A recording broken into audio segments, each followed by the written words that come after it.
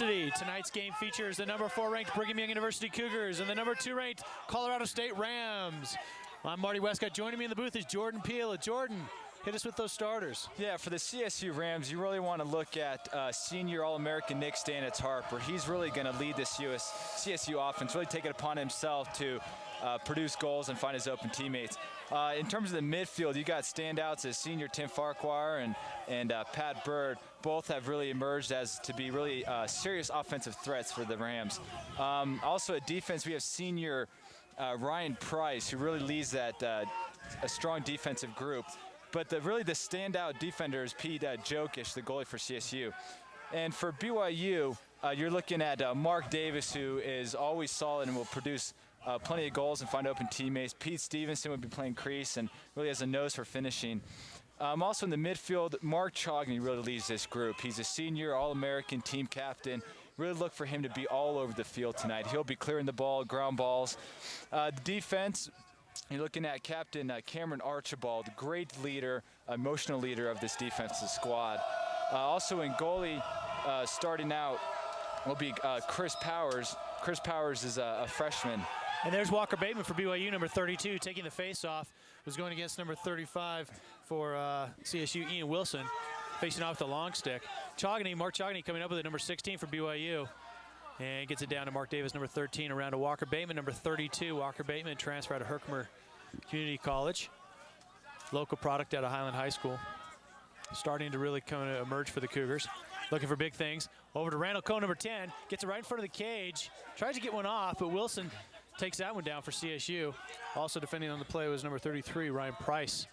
Yeah, it's nice to see BYU really attacking early in this game. They're really going to need to set the tempo if they want to stay in it with the CSU Rams. So they go back to X, Mark Davis, number 13. Defended there by number 9, Michael Murphy. I'm sorry, that's number 29, Kellen Brzezinski. Chogney now on the sweep to the right. Sees his man Bateman open in front of the crease, unable to handle it. And ball still loose. Tyler Monteith blocks him from going back to Jokic. And now goalkeeper Jokic coming up with it. Pete Jokic, goalkeeper for CSU, had a huge game Saturday against UCSB. Yeah, he really did. He was saving shots left and right against the Gauchos. Point-blank shots and also some serious crank shots from far out. Number 34, Adam Schnell trying to clear for CSU. Tyler Monteith on the ride. Able to get that ball away. Ball's up in the air. BYU player doesn't know where it is. That's Scott Lawler, number 11. And coming up with it's number 29 for CSU, Kellen Brzezinski. You know, this is really a big game and a big rivalry, and it seems like both teams are having a little bit of nerve starting off with. You can see that there's not too much organization, and nobody's really settling the ball down yet. Pat Bird, number 1, clearing it for CSU. Going against number 11, Scott Lawler, freshman out of Highland High School here in Salt Lake City, Utah. Nice defense. Bird maybe forced that one a little bit. And on the clear, BYU coming up. That really was great defense. I loved how BYU really just attacked the ball and didn't let CSU get an open transition goal. Harris up to Walker Bateman, now controlling for BYU. The CSU defender kind of swung around backwards there, and Bateman unable to take advantage of it. Number 16 for CSU, Tim Chori clearing now for the Rams. Defensive midfielder for BYU, Taylor Red coming in. Get it up to the offense. And there's Stanitz-Harper, number 2, the senior, All-American. Gets over to Cunningham, 39. Shay Cunningham leading scorer for the Rams so far this season. Tyler Bune, number 19, over to Cunningham. CSU looking to work their offense here a little bit. Yeah, in all of CSU games, they really want to start off the game setting the tempo and really coming out aggressive and fired up to try to get into the other team's head a little bit, maybe throw them off their game. Trude sweeping to the right. It's double teamed there by Harris, number 33, kind of halfway. Trude probably didn't have to give it up so quickly, but he did. Yeah, that's right. It seems like Danny Stevens just really wasn't prepared for that pass and just maybe cutting in. And it was a great look, actually. And if he had just watched the pass, he might have caught and had an open shot. Chris Powers now clearing for the Cougars. And there's Harris, number 33. Gets it up to number 15. That's John Michael Dreher. Takes a huge shot and is down. CSU clearing. Stevens, number 32. Settling it down for CSU. Stevens settling it down, defended there by Harris. Shea Cunningham, number 39, going against number 20, Cameron Archibald for BYU. Yeah, defensively, BYU is really going to need to try to attack CSU and not let CSU settle down and try to find the open guy on the crease. Stannis Harper with a shot against a long-stick midfielder, Red. I think he saw a mismatch there. And Chris Powers in the goal coming up with a nice save. Yeah, it was a great save by Chris Powers. Zach Austin, number 14, taking the clear for the Cougars. Not seeing the oncoming number 77, Ian Evans out of Cherry Creek High School in Colorado for Colorado State, the long-stick midfielder. And now Tyler Monteith, number 6 for BYU, slowing it down. Freshman out of Columbine High School in Colorado. Back to Monteith as we have substitutions coming in for both teams. BYU taking a chance to get the offense. They can find this open cutter. This ought to be interesting. Jordan Tyre cutting right across the crease, unable to find him. And there's Zach Austin with a nice split dodge. Right onto the goalie with a nice save, Jokic. Yeah, that's what Zach Austin really does best. He's not the biggest player, but boy, can he move. Dan Cole, number 12 for the BYU, coming up with another freshman out of the Waterford School in Salt Lake. Mark Davis with a nice roll dodge, but just gets clocked. Jordan Tyre comes up with it, number 27. Ian Evans, number 77 for CSU, taking out Davis. Mark Davis unable to get a good shot off there. That's right. He really was guarded. He was trying to dodge against maybe 3 or 4 guys there. He was able to turn around, but it looks like somebody just got their stick right on his hands in order to just cause him to drop the ball. Pete Stevenson slowing it up for BYU. There's been a quick pace so far in this game with 5 minutes already gone out of the first quarter. Yeah, it certainly has been an entertaining one. Here's Jordan Tyre, number 27. Little move to the left. Gets it over to Mark Davis. Mark Davis, small in stature, but very tough. That's right. Seems that CSU's defense is pretty concerned about the BYU's Dodgers. They're really trying to fire out from that second slide man to kind of double team the ball a little bit. So if BYU can really exploit, that slide man and find the open guy, they might be able to produce some goals. Mark Davis double teamed, losing the ball. CSU defenders. Ryan Price, number 33, is going to take it for CSU. And one thing I liked so far in this season for BYU is how aggressive they ride the ball now. Their attack are very active, and they really challenge these long sticks. They're letting Brzezinski go, however. Pat Bird now. Clear close to the cage. He stands Harper. Kubish gets his stick on it, knocks down the pass. And that's lucky for BYU because they had attacking wide open on the crease. Kubish was at the doorstep, and they just couldn't get it to him. Kubish now clearing out to Scott Lawler, number 11 for BYU. BYU has a great tradition of defensemen being able to get their sticks in the lanes. There's Scott Lawler going all the way to the cage and just shooting it wide. Great move by Scott Lawler. He noticed an opportunity and just decided to go for it. And that's what BYU needs to do if they want to be able to win this game. Little face dodge, and nobody picked him up. Probably was a little surprised to be so open in front of the cage. I think he was. I think CSU was a little surprised also. Tyler Monteith just dragging his stick. There's a nice check by Adam Schneider, number 34 on the defense for CSU. CSU clearing the ball. It's Matt Reese, number 10. And CSU loves their fast breaks. Look to see them push it all night long. Stevens going against Hutton. Hutton in after being injured last week. Didn't play against Texas A&M or Michigan, but he's back in the game now. David Ford. Over to Tim Chory, number 16. Gets it up to Stevens, over to Stannis Harper. Cameron Archibald for BYU defending Cunningham with the nice right-handed shot. Goes wide and backed up by CSU. Does good positioning by Cameron Archibald also. Here's a good look at Coach Jason Lamb and assistant coach Dave Ruckert. In 11 seasons, Coach Lamb has accumulated a record of 135 and 47. That's right, and as we say every game, he's really taking this program to new levels. And Coach Flip Nomberg there for CSU, 10th season record 113 and 26, and just really two of the best coaches in the country at this level, and both very strong ambassadors of the game of lacrosse. So ball loose now in front of the cage. BYU trying to clear. Chris Powers coming out of the goal, defended there by 2 CSU. There's a flag down. Phil McClure up to Cameron Archibald. BYU's got a fast break situation and a flag down. And Cameron Archibald loses the ball. It's going to be a man-up situation for BYU. And it looks like they're going to be calling a slash. And See, early on the shot category. Yeah, they look about even. You know, BYU has a slight advantage, but we haven't seen too many shots with, especially with these two type of teams. They love to push it and they love to just shoot as much as they can. So no surprise in how low the shots are so far. The referee Hank Friedman, or the umpire Hank Friedman, calling the slash. Referee today Marty Salato, umpire Hank Friedman, and field judge Alex Gross. A good crew, a good solid crew out here today, and they're going to need to be a good crew because this is going to be a very intense game. It really is. So BYU with the man-up situation for a minute. We've got a potent man-up offense. Did very well against Texas A&M and Michigan last week with their man-up. And CSU has a great man-down unit. I think they shut out the Gauchos of UCSB last Saturday without them even scoring once in their man-up opportunities. I don't think there were any man-up goals in that game. There were a few man-up opportunities, but that's right. Man-up goals either way. So tough offense and defense both ways. Chogany over to Dan Cole. Dan Cole, freshman out of the Waterford School in Salt Lake, just a cannon shot, so that's why he's out there on that man-up situation. Ian Evans for CSU losing it. And coming up with it is junior midfielder Michael Murphy, number 9, trying to clear it on his own. And having a hard time of it. Gets up to number 34, Adam Schnurl from the defensive side. So number 7, Ryan Trude. Get it in the box.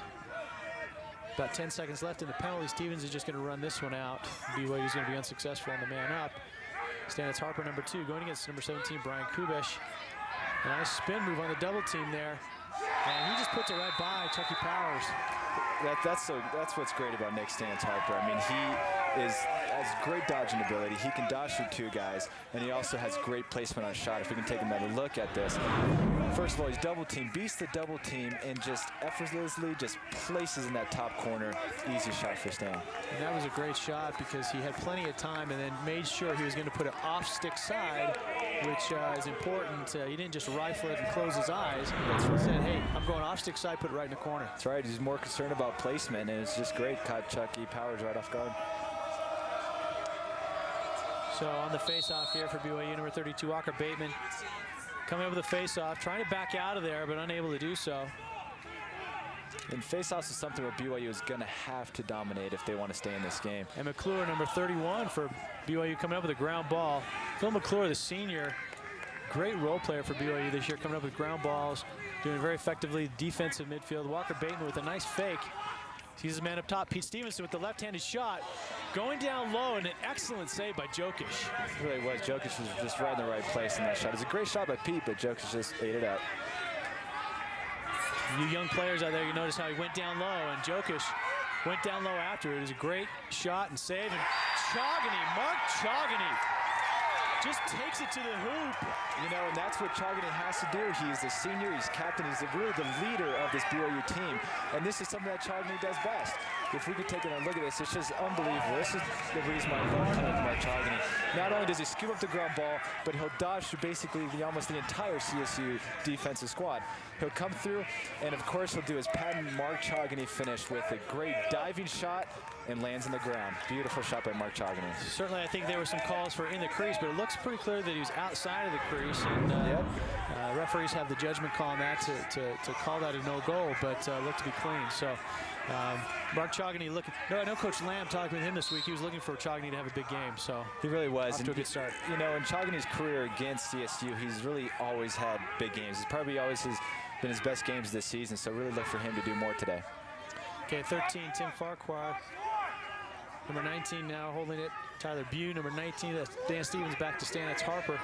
Over to Shea Cunningham, number 39. Here's Tim Farquhar, transfer out of Hobart. That's a great shot, a great move, and you can see it right there. Scott Lawler put his head down and was just faked right out of his shoes, and that shot by Tim Farquhar, nobody's going to stop. Yeah, he is, and Scott Lawler really is one of the better defensive middies that BYU has, but Tim Farquhar really has that excellent split dodge. That's what he'll always do, almost always split to his right. He just has a great shot, beats him top high. Again, those guys from CSU going off stick side.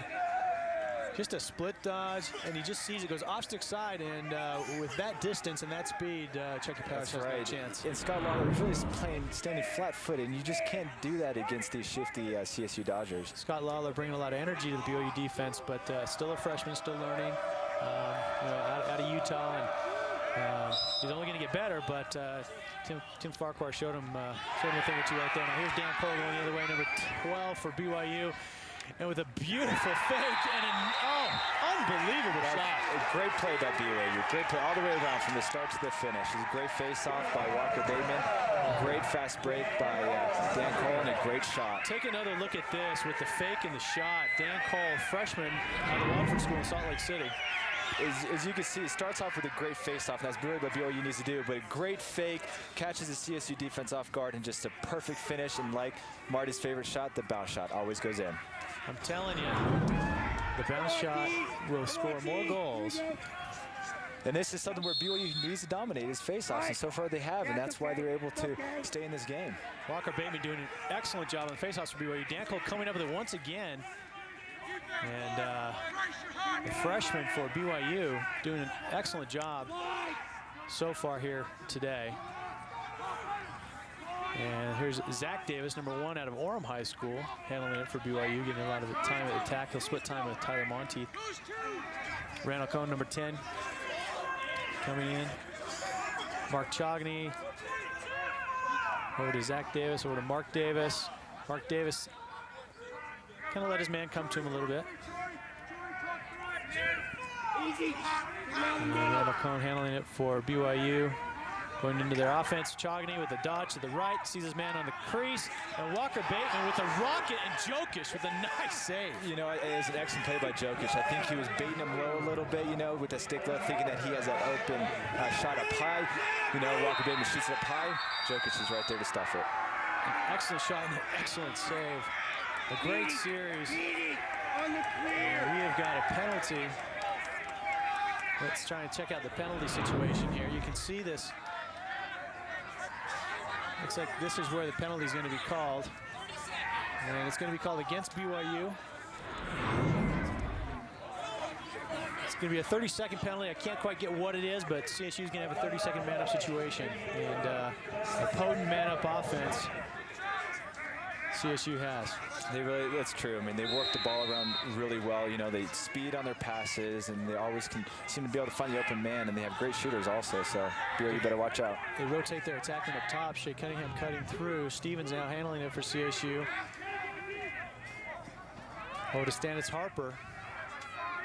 So they put Stannis Harper up high, Farquhar from the top, and he is dangerous up there. Stevens now on the right side.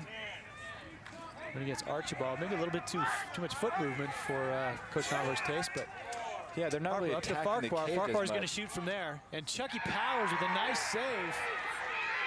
Yep, last time Farquhar beat him that same spot, but this time Chucky Powers says, no, you're not going to do it this time, and was able to stuff him on that shot. Scott Lawler able to clear for BYU. Again, finding himself trying to cut through the crease. I think those BYU midfielders are finding themselves open in the crease, and surprisingly so. It's true. You know, in the past, BYU really hasn't attacked as much as they are now, and you know, and it's really working for them, and this is really what they need to do. And it's great to see these young players also, these freshmen and sophomores, really taking it upon themselves and make something happen. Zach Davis now, number 1, controlling the X for BYU, slowing it down, getting it up top now to Zach Austin on the break, just running right by his man, sees Mark Davis on the crease. Jokic stops it with his foot. You know, another great save by Jokic. It was a great dodge by, I think that was Zach Austin, and a great pass and a great shot by Mark Davis, but Jokic was right there to eat it up.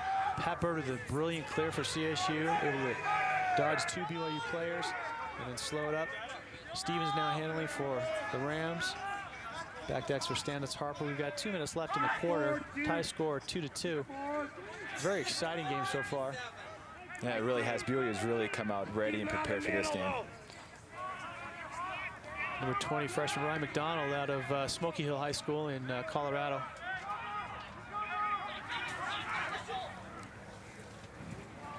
I have quite an affinity for Smoky Hill High School, as it is my alma mater as well. So good to see the freshman out there. Brian Kubish now clearing for BYU. Yes, something CSU is really going to try to do all night long, what they've done in the past, is really try to find that open guy in the crease. And the last pass went out of bounds, but it seems like they're just trying to force it a little too much. A little miscommunication there. Josh Austin breaking upfield. Cameron Archibald trying to get it to him before he breaks, and just not quite connecting. So. Yeah, and taking a look at these ground balls, this is really why BYU is really hanging in there and playing extremely well as the ground balls. BYU's leading 15-9, and it all has to do with their hustle and them flying all over the ball. Being handled there by number 9, Michael Murphy, junior for Colorado State. Stanitz Harper behind over to number 39, Shea Cunningham. There's McDonald, number 20, going against Phil McClure, the senior. Number 9, Murphy handling it, going up top, going against the freshman, Scott Lawler. Wanting to go to the left. And Murphy taking it behind. Seeing the short stick and losing the ball. Scott Lawler with the nice check, gets it back to the goalie, Powers. Great one-on-one defense by Scott Lawler, and that's really what he does best right there. Powers gets it up to Red, number 37. To Red with a nice, clear. Sees Pete Stevenson at the top of the restraining box. Pete Stevenson, a big attack, been able to fend off those defenders. Yeah, and those CSU defenders are really trying to attack and rag him here. Pete's doing a great job of warding him off. And they're going to get a hold. BYU's going to get a hold. There's 24 seconds left to see if BYU just holds on to this ball. Pete Stevenson looking to take it to the cage. And BYU's going to come up with the penalty. It seems like Jokic knows where they're shooting every time. I mean, his stick is always in the right place at the right time. You can see Pete Stevenson going around the cage. They're calling the hold right there. Which is a great call. Blatant hold. Cross novices out there, if the defender withholds the offensive player from moving forward with his stick, it's called a holding and 30-second technical. So BYU's going to have a man-up opportunity here. With 16 seconds, they may choose to hold on to it. Be interesting to see if they just try and take a shot. Davis up to Zach Austin, loses it. BYU needs to get the ball back in order to maintain possession in the next quarter. And CSU does a good job. BYU had an opportunity to gain possession. They would have had the ball in the first quarter, the second quarter without a face-off. Now they will have a face-off. Still in the man-up situation, but unfortunate for BYU in that situation. A smart play by CSU to get it out of bounds. It really was. We're going to take a quick break here with a 2-2 score at the end of the first. We'll be right back.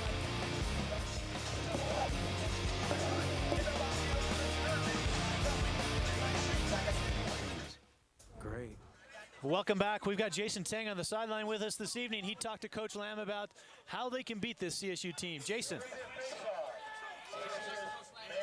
Asked him if how they're going to end this 5-game slide to the Rams, and he said if the team would stop focusing on the record or the rivalry, instead focusing on their game and what the team needs to do. Coach Lamb feels like they have a chance to beat any team, and like Jordan said, they look like they're prepared, and it's giving them that 2-2 ties. Guys? Thanks, Jason. We've got a face-off situation here with BYU in a man-up situation. Walker Bateman going against Ian Evans, the long stick, and CSU's had a long stick face-off guy out there on most of these face-offs, but doing a good job. BYU trying to come up with it. Again, in a man-up situation, CSU doing a good job. We've got a play-on situation that's going to be a push against BYU. And now we've got a little extracurricular activity, and it's going to be a penalty on BYU. Kind of a foolish play there by Zach Austin. I think that was, Zach Austin just getting a little too fired up there after the whistle was blown. You can see here that it almost looks like maybe the CSU player might even pulled him down. Maybe that's why you got Zach Austin a little fired up there. Felt like he was pulled over there. So, yeah. So we've got a 1-minute penalty. CSU, I believe the CSU penalty had been released, so CSU's going to be man up for a minute. Be a tough test for the BYU man-down defense. See what they can do here. Yeah, last time they were man down like this, CSU was able to find an open man, but BYU got their sticks up in the air, was able to knock the ball down. So hopefully they can be as lucky this time around also. You see Coach Lamb there trying to settle down Zach Austin. The CSU man-up offense trying to get it back up there to Farquhar number 13 and let him fire away. That seems to be the rotation that they're trying to get in place. Cunningham over to Harper. So they've got some big guns up top in Farquhar and Stannis Harper. And oh my goodness, what a pass by Tim Farquhar, number 13, over to Shea Cunningham, who's sitting on the doorstep. That's right. And a great man-up play by CSU. If we can taking a look at this, great movement. What they do is they rotate Tim Farquhar around, which makes BYU's man down unit have to rotate also, leaving that guy wide open next to the crease. Cunningham, just too many fakes for Chucky Powers when you're that wide open. Down low, down high, down low, and great man-up offense there by CSU. Yeah, and honestly, technically he shouldn't have that much time in order to pull out 4 or 5 fakes. BYU should, do a better job of getting there quicker to not, knock him down or at least get a stick on his hands. So there's a good shot of Coach Naumburg. Great promoter of the game. Runs the annual Vail tournament in Colorado. And great proponent and advocate for lacrosse. So here is face-off, and it looks like BYU is still in man-down situation because it was an unsportsmanlike conduct penalty. It's not releasable. Walker Bateman getting the face-off for BYU, going on a fast break, unable to get the pass over to Monteith, number 6. I think Walker Bateman tried to do the no-look pass, and it just didn't work for him on that one. So Monteith following his man down into the defensive end. He was a midfielder in high school, so he's used to playing on the defensive end a little bit. And ball's down, and Chaughney coming up with it. Ball's down again. Harris, number 33, out of Arapahoe High School in Colorado, coming up with it. So he just wings it out of bounds there. And BYU still in a man-down situation. An unsettled situation for CSU. They try to take advantage of it. Shea Cunningham unable to score. And a nice save there by Chris Powers. Chris Powers coming out. Probably not the smartest move. And gets back in position and makes another save. Yeah, I think that was Mark Chaughney that actually made that save on that one. Mark Chaughney had the heads up, know how to get back in the crease even though Chris Powers was gone and be able to save that shot. I think he took one right into the back on. So we're in an even-up situation now. CSU really trying to take advantage of that unsettled situation, and when it gets settled down, they throw it out of bounds. So unable to capitalize, but interesting series of events as both teams get substitutions in and try and get a little bit more civilization out there. That's right. And that's something that, I'm going to be talking about Mark Chaughney all night long. I mean, this is something why I really like this kid, is that he had the, be able to run back and play goalie. I don't know, I'm not so sure if I would have done that, take a shot right into the ribs. But playing against CSU, I definitely probably would have. And there's Josh Austin now taking it for BYU. Josh Austin still kind of getting his legs, just came back off of a church mission in January, so still kind of getting his legs back, playing very well at this point in the season. And Tyler Monteith going against Adam Sherrill, number 34 for CSU. Jordan Tyre over to Dan Cole going against Ian Evans, number 77. Long stick midfielder out of Cherry Creek High School. Dan Cole gets it up to Zach Austin, number 14. Austin looking to dodge right. Double team from CSU over to Tyre. Tyre with the left-handed shot. Unable to score. Mark Davis now backing up for the Cougars. This is a great look by Zach Austin. I mean, a great dodge. You notice that he's getting double teamed and he's able to find the open man and make a great pass. That left-handed underhand shot reminiscent of our friend in Canada, Greg Saunders. Made that famous here at BYU. I understand his son Zach is practicing that shot so that he can one day perform it at BYU. And we've got a hold situation. It's going to be on CSU. Ian Evans kind of got his stick caught up in Dan Cole's legs and held him there. So it's going to go back to BYU. 30-second technical. And this is a typical CSU BYU rivalry matchup here. A lot of man down, a lot of passion, a lot of aggression in this play. And so you're going to see a lot of penalties. You're going to see a lot of man up opportunities. And hopefully BYU here will be able to capitalize and be able to get back in this game. So BYU's got a man up situation for 30 seconds. There's 12:09 left in the second quarter. The score is 3-2. Very high-paced, a lot of action. Very well played game so far. Not too sloppy, which you might tend to find in a heated rivalry like this, but both teams playing well under control. Yes, they really have. So Davis now quarterbacking back for BYU over to Monteith, gets it over to Zach Austin. Zach Austin, Monteith cutting through. Mark Davis over to Tyre, number 27. Gets it up to Dan Cole. Defended there by Price. Lob pass over to Zach Austin. And Austin double team there. Mark Davis on the doorstep, but behind the cage. Tyre trying to get it up to Mark Chaughney, and Chogney unable to handle it. 3 seconds left in the penalty. Zach Austin looking to go to the left, unable to do that. Dan Cole now controlling for BYU. Dan Cole going to the cage, the left hand, goes down low, and Jokic with a nice shot, or a nice save. Yeah, Jokic just knew exactly where he was going, knew he was going on the bounce shot, and was able to get down low. And BYU again unsuccessful in the man-up situation, 0 for 3 tonight. A little bit unsettled. Mark Davis trying to pass it down low to Zach Austin, over to Dan Cole. The man-up team still out there for BYU, so you've got a lot of shooters. And Tyre, number 27, going against Mike Murphy. Tyre with the left-handed shot and just goes high. You know, and unfortunately, BYU didn't have a backup on that shot, so possession will go to CSU.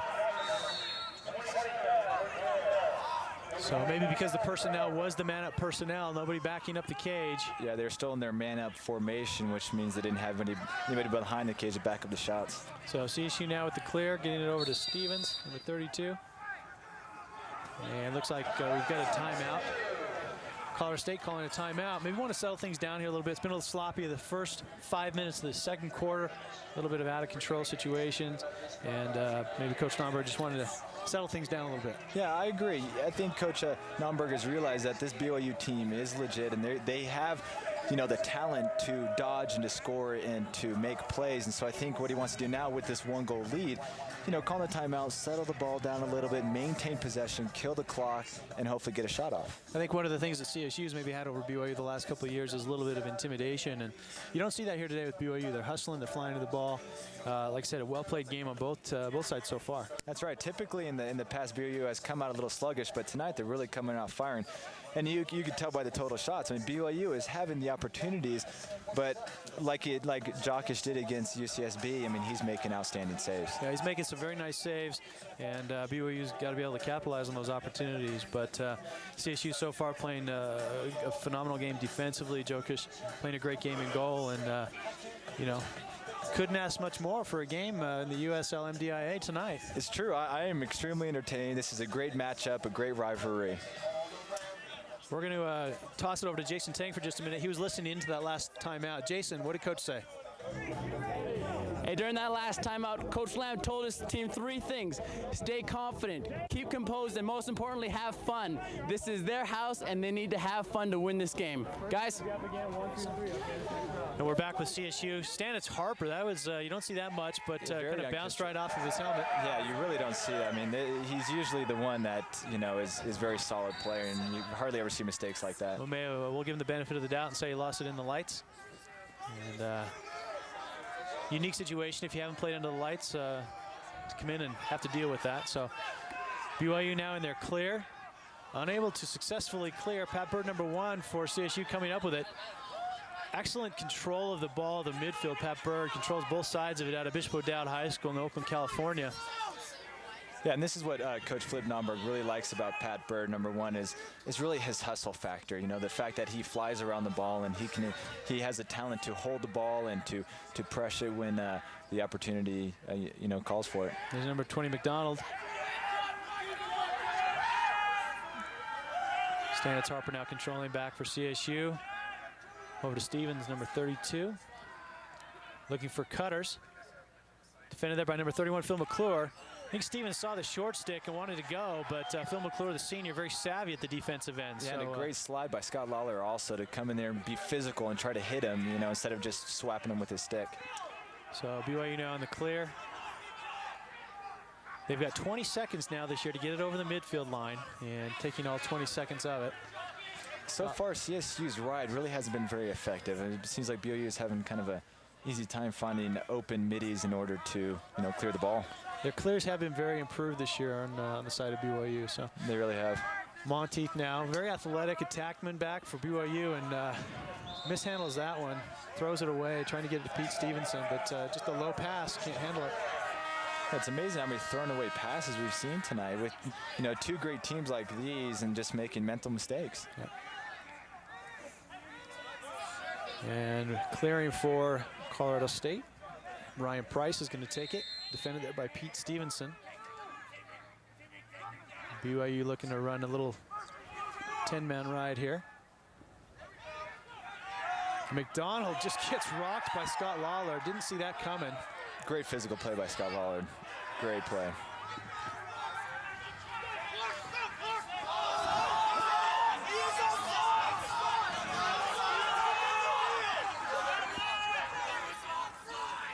The CSU bench calling for an offsides on that one, and I think they had a legitimate beef. Yeah, I agree. I don't understand why they didn't give it to him. I think the referee just didn't see it, and then just heard CSU's bench, yelling at him that they're offsides, and he just decided not to call it.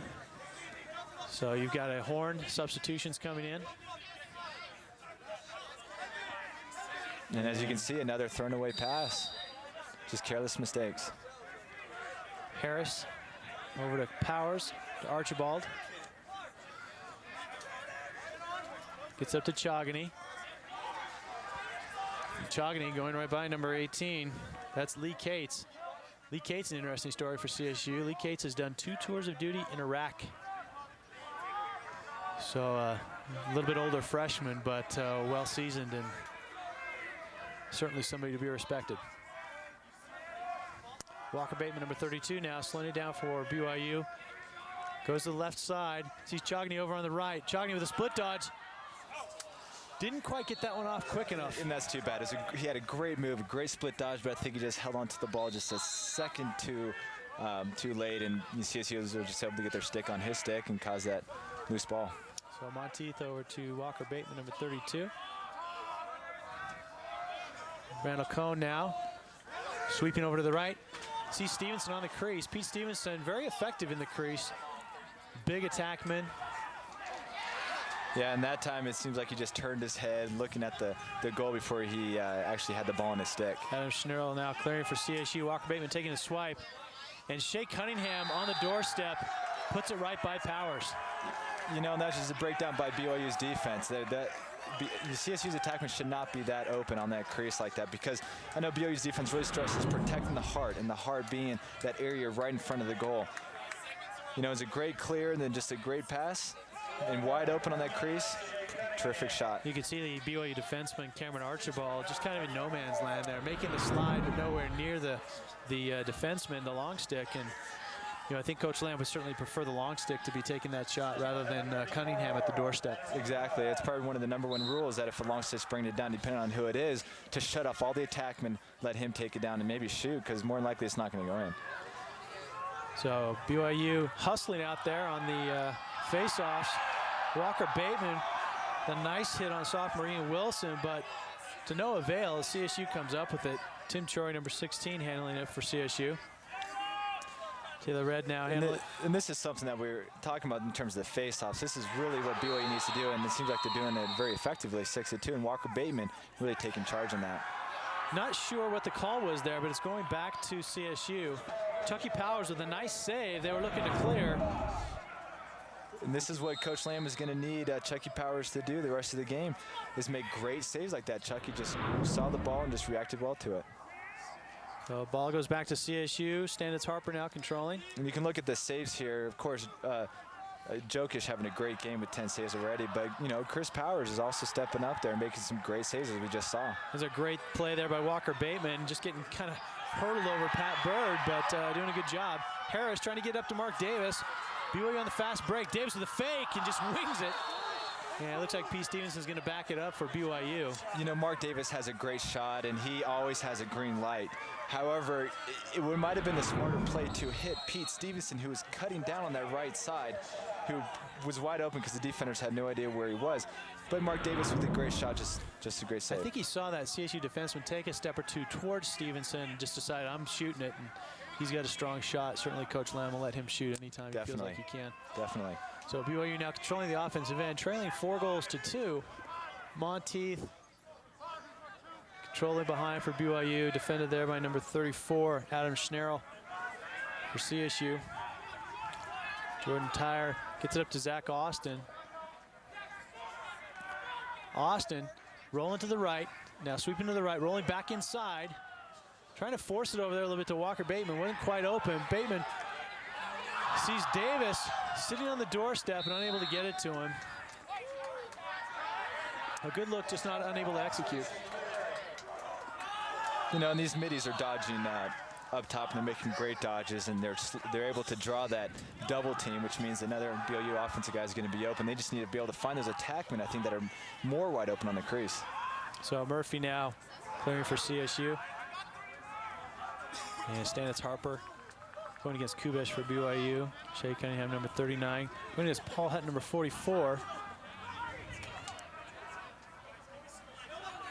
Cunningham looking to go to the cage. He's had a couple of easy shots in there. Looking to keep going in there. Farquhar now coming up with it. Going to go against the freshman, Dan Cole. And Cole takes the fake. And Cunningham gets stonewalled by Powers. It was a great save, but once again, CSU's attackman wide open on the crease. BYU really has to come in and suck in and protect that heart. So they're very effective. Farquhar finding his attackman right on the crease.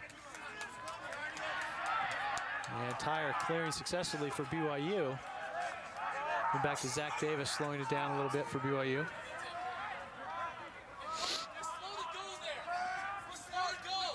And Zach Austin up top, defended there by Murphy. Austin going to the right, driving to the cage. Just right in the stick of Jokic. Yeah, easy save for Jokic. A great dodge, but just easy save. And Murphy clearing now for CSU. And CSU's going to call a timeout. With 3:45 remaining in the second, they're going to try and put another goal on the scoreboard here before halftime. Interesting game. CSU up 4-2 so far. BYU's played tough, leading in shots and in ground balls and kind of the hustle stats, but haven't been able to put them by Jokic. Yeah, that's true. I mean, they're having the opportunities. That's the key. Winning the faceoff, like you said, ground balls, hustling, it's all there. It's just that they're just not able to do it to the next level, find the next open guy. There's Coach Ruckert there talking to his defense, and certainly the defense playing well, but certainly got to watch those attackmen on the crease, because that's where they've been very effective. They had three, I think, doorstep goals. You can see one of them, or one opportunity here. This is where Powers actually stuffs it, but actually great defensive play. I think that's Tyre on that great. He's able to suck down and be able to knock his stick out of his hands. But this is what we're saying about missed opportunities, is that these opportunities are here for both teams, and sometimes, it's fallen, but other times they're just not able to capitalize on it. So CSU is going to have possession here after the timeout. Let's jump to Jason Tang really quickly, who was listening to Flip Nomberg on that timeout. Jason, what do you have to say? Well, during that last timeout, Coach Nomberg told his team to pass and cut, pass and cut. That's all he told them, to pass and cut. And the last thing he said was look high, remember low, and that's in terms of the shot they need to take. Guys? Thanks, Jason, and certainly that's makes sense. I mean, these goalies are, both of them, very strong up high, and Coach Nomberg telling his team, hey, go down low if you have an opportunity. Stance Harper now coming out of the crease area, defended there by Kubesh. Great defense by Brian Kubish, also being very physical against a big guy like Nick Harper. Phil McClure playing defense against number 16, Tim Chori. Freshman David Ford, number 23, going against Lawler, 11. And here's Chori going against McClure. McClure playing very physical. Yeah, so far it seems like BYU is playing a lot more physical than CSU, which actually really surprised me. CSU is characteristically more physical than BYU. Chori taking it all the way around the crease, trying to stuff one in there, unable to get it. Shoots it wide. Cunningham now, 39. He's got a short stick against Phil McClure. Takes a nice little split dodge. Unable to capitalize, shoots it wide. 2 minutes and 33 seconds left. CSU looking to add another goal to their lead. There's a good look at Cunningham. Been very effective today so far. BYU bringing another defensive midfield unit on. And Stevens going to start with it for CSU.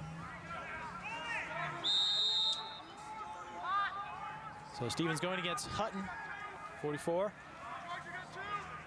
There's Cunningham going against Archibald, captain.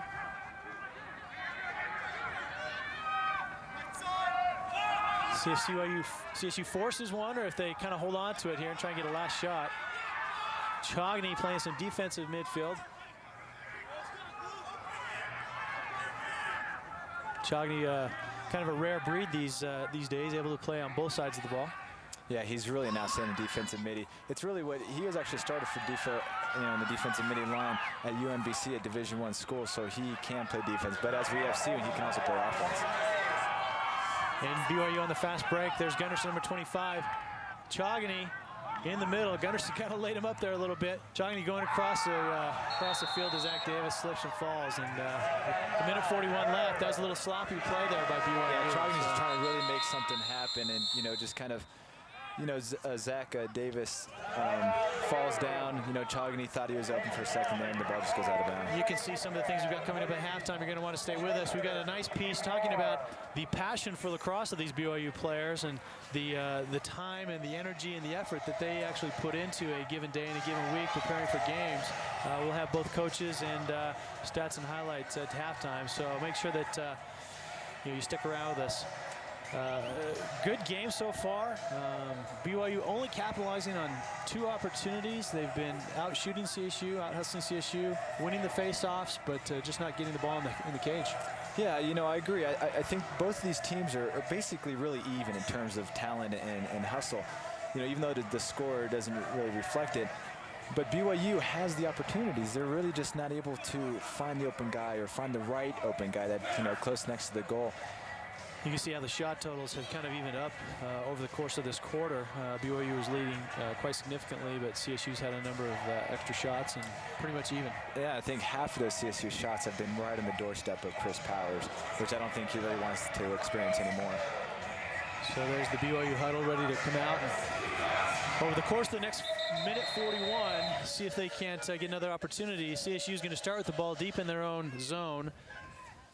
Senior defenseman Ryan Price is going to take it and look to clear. See if BYU's got anything up their sleeve on the ride. Cutting off the goalie there is Gunderson, 25, and there's Zach Davis defending against Price. So Price goes cross field. They try and bring it up to the side. With a red now. Defending right there, and BYU coming up with it on the ride. Scott Lawler for BYU. Lawler going to the hoop and unable to capitalize on that shot. Probably not what Coach Lamb wanted in that situation. Looked like Scott Lawler forced it a little bit. Chogny coming up with a loose ball. And BYU slows it up and calls a timeout. I thought that's what they were going to do. Coach Lamb really wants to get a goal here. Calls a timeout, develop a play, and hopefully get a wide open opportunity to shoot. That was a nice ride opportunity there by BYU. And you can see getting a little physical out there. Yeah, this is one area where BYU has really improved their game over the past few years, is their aggressiveness on the ride. And it has really paid off for them because CSU, I don't think, is used to it. They're used to BYU kind of being a little lazy on the ride. The attackman might be a little lazy. But this attackman group here is really hustling and really working hard. So a nice play there by Zach Davis. And I think defensemen are generally surprised if they have an attackman that's actually going to go after him. In a ride, a lot of the attackmen just kind of laissez-faire kind of an attitude with regards to riding, and it's good that BYU is going to become aggressive. Exactly, and I don't mean to criticize the CSU's attacking, but it seems like they're almost having that kind of laissez-faire attitude out there in the attack. They're not really, riding that hard. That's why BYU is able to get these open clears. But you see BYU hustling, they're able to get the ball back. Now they have an opportunity to run a play and hopefully get a goal. So they can get their first midfield in. It looks like the first midfield line for BYU and the first attack line. Going to take an opportunity. I'm sure Coach Lamb called a play in this situation to try and get a shot or a couple of shot opportunities and see if they can't put another one on the board here before the end of the half and really get some momentum going into the second half. Mark Chogny's got a short stick. I wouldn't be surprised to see him dodge one-on-one and then try to find open guys near the goal. Yeah, it's up top to Randall Cohn and Chogny now. Taking it right up top, just like he said. Sweeping to the right. Sees Walker Bateman over on the side, and Bateman puts it by Jokic. So perfect. Just what the Cougars ordered. Exactly, and that's exactly what I thought they'd do because Walker Bateman really has a great shot.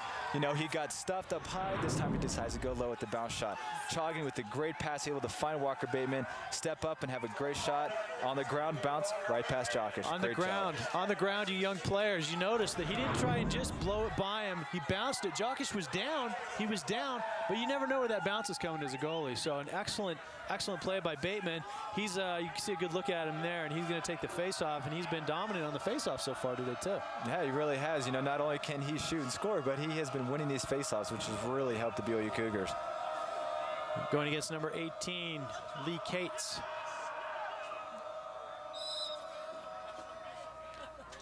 And Bateman thought he had it. Didn't. I'm sorry, that wasn't Cates. That was Farquhar. Farquhar can fire it at any time.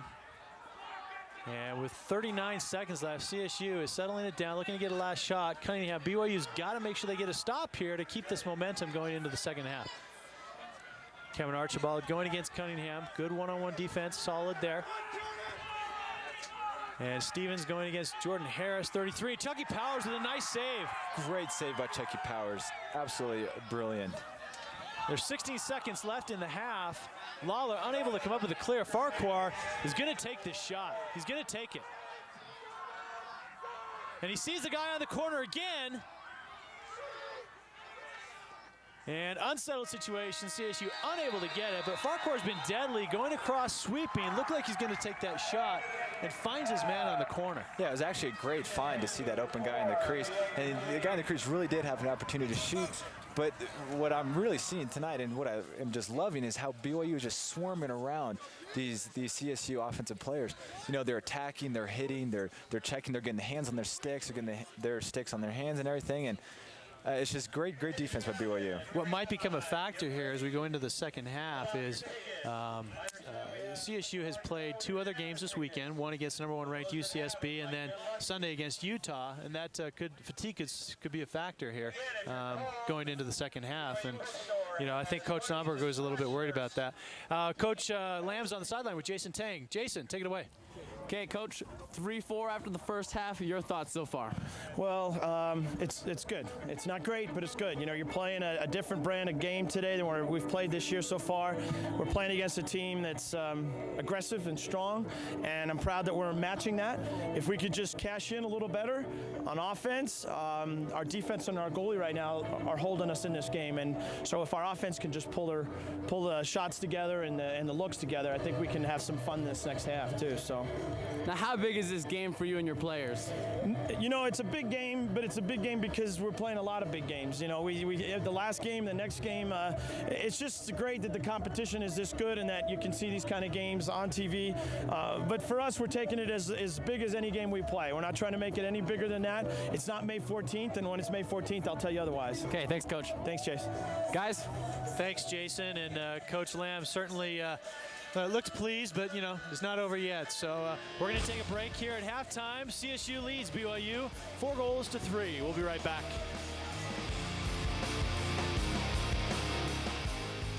Welcome back. CSU leads BYU with a score of 4-3. The lacrosse team here at BYU, despite their lack of scholarships, sacrifices much of their time to this sport. And Tiffany Delgarian is going to tell us why. Anyone from Maryland? Okay, anyone from Maryland? Got a lot of Maryland. In the world of sports, where so many players are driven by extrinsic rewards, it's amazing to see 39 BYU lacrosse players who practice over 600 combined hours a week, play over 20 games a season, and spend thousands of their own dollars to play the game they love. We don't have scholarships for these kids, and I think it's important that we keep a balance between getting the most we can out of them without expecting a full varsity, 6-hour-a-day type experience. In order to perform at the highest level, the Cougars dedicate themselves to lifting weights, watching tape, and practicing. After our road trip to Arizona, we realized that we need to bring our practices to a new level of intensity. We lift weights 3 times a week for 2 hours a pop, Tuesday, Thursday, and Saturday mornings, and then we also practice Monday, Wednesday, and Friday, and then we'll play usually 1 or 2 games a week as well. We try to lift 3 days a week, hour and a half each time.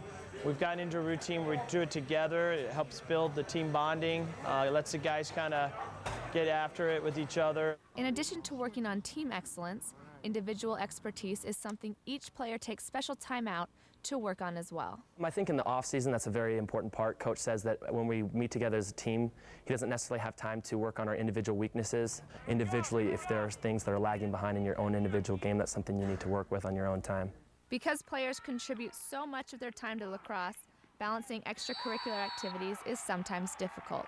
Naturally, you got to kind of make sacrifices. You have to prioritize, especially during the season. You know, we can't, you know, go out probably as much as we'd like to. You really have to, you know, when you have free time, you have to set it aside to do schoolwork. Yeah, I think it's mostly just having your priorities set straight.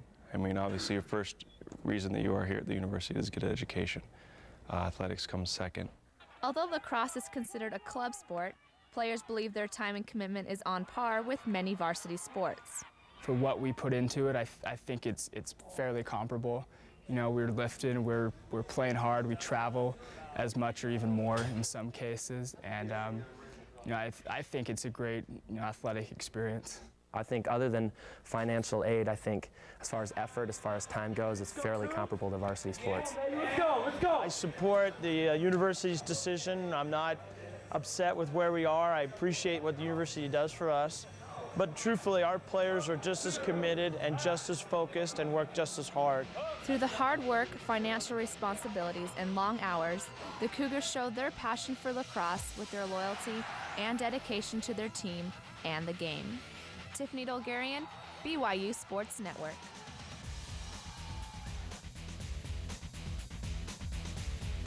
Welcome back. We're live here at Southfield on the campus of Brigham Young University. I want to thank Tiffany Dolgarian for that great piece about the BYU lacrosse team. Let's take a look at the stats for the first half. Yeah, these stats are pretty much even except for, you know, ground balls and face-offs. And this is really the key, and this is what BYU really needs to dominate in order to stay in this game, is the ground balls and face-offs. These are two areas where they have really come up short over the past few years, and which is, you know, the reason for the 5 losses. So BYU is really coming out strong, and it's great to see them, you know, coming out aggressive and able to really attack the ball. Certainly, I think Coach Lamb's got to be pleased with the hustle and the intensity of the game so far. They've just got to capitalize on their shots.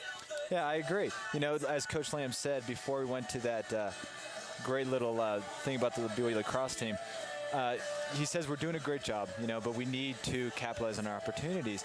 And that's so true, because they have them. You know, the hustle's there, the heart's there, the passion, the aggression, all that is there for BYU. But what they're lacking is just that one more, able to find that open guy in the crease, you know, able to dodge, push it, find the open guy for the open shot. Now, you were talking about just a minute ago, Jordan, as we watched Glenn McKechnie warm up. Chris Powers has done an awesome job so far, and BYU sticking with the strategy of switching goalies. Yeah, it's interesting. You know, Chris Powers really had an excellent first half.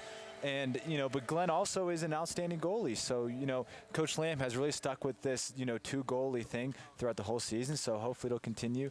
You know, Glenn McKechnie will continue to have the great success that he's had. Jason Tang is on the sideline with CSU coach Flip Nomberg. Jason.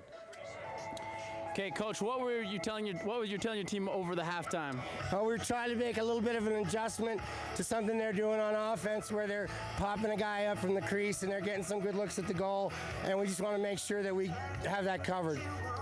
Now talk about the rivalry you have with BYU. Oh, it's a great rivalry. Every time we play them, it seems like, you know, they bring their best game, their A game, and we try and bring ours. We're a little tired tonight, but we're trying to hang in there as best we can, and it's a great rivalry. Okay, thanks, Coach. Best of luck in the second half. Thank you very much. Okay, guys. Thanks, Jason. And we've got some replays of some of the intense play here that has taken place in the first half. Coach Nomberg mentioned the rivalry, and you know, it's an intense one, and both these teams are fired up for it. And so you can see some of the physical play that they've seen so far. That's right. With every great rivalry like this one, there's always going to be a lot of passion, you know, a lot of hard hits, a lot of, you know, great plays. Let's take a look at some of these replays here, some of these hits, some of this hard play here in the first half.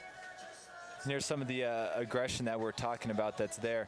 You know, both teams are fighting for the ground balls. It seems like this happens on every loose ball there is throughout this whole game, that we're seeing hits. We're seeing people just fighting for that ground ball, trying to get, you know, body him out, box him out, try to get the possession.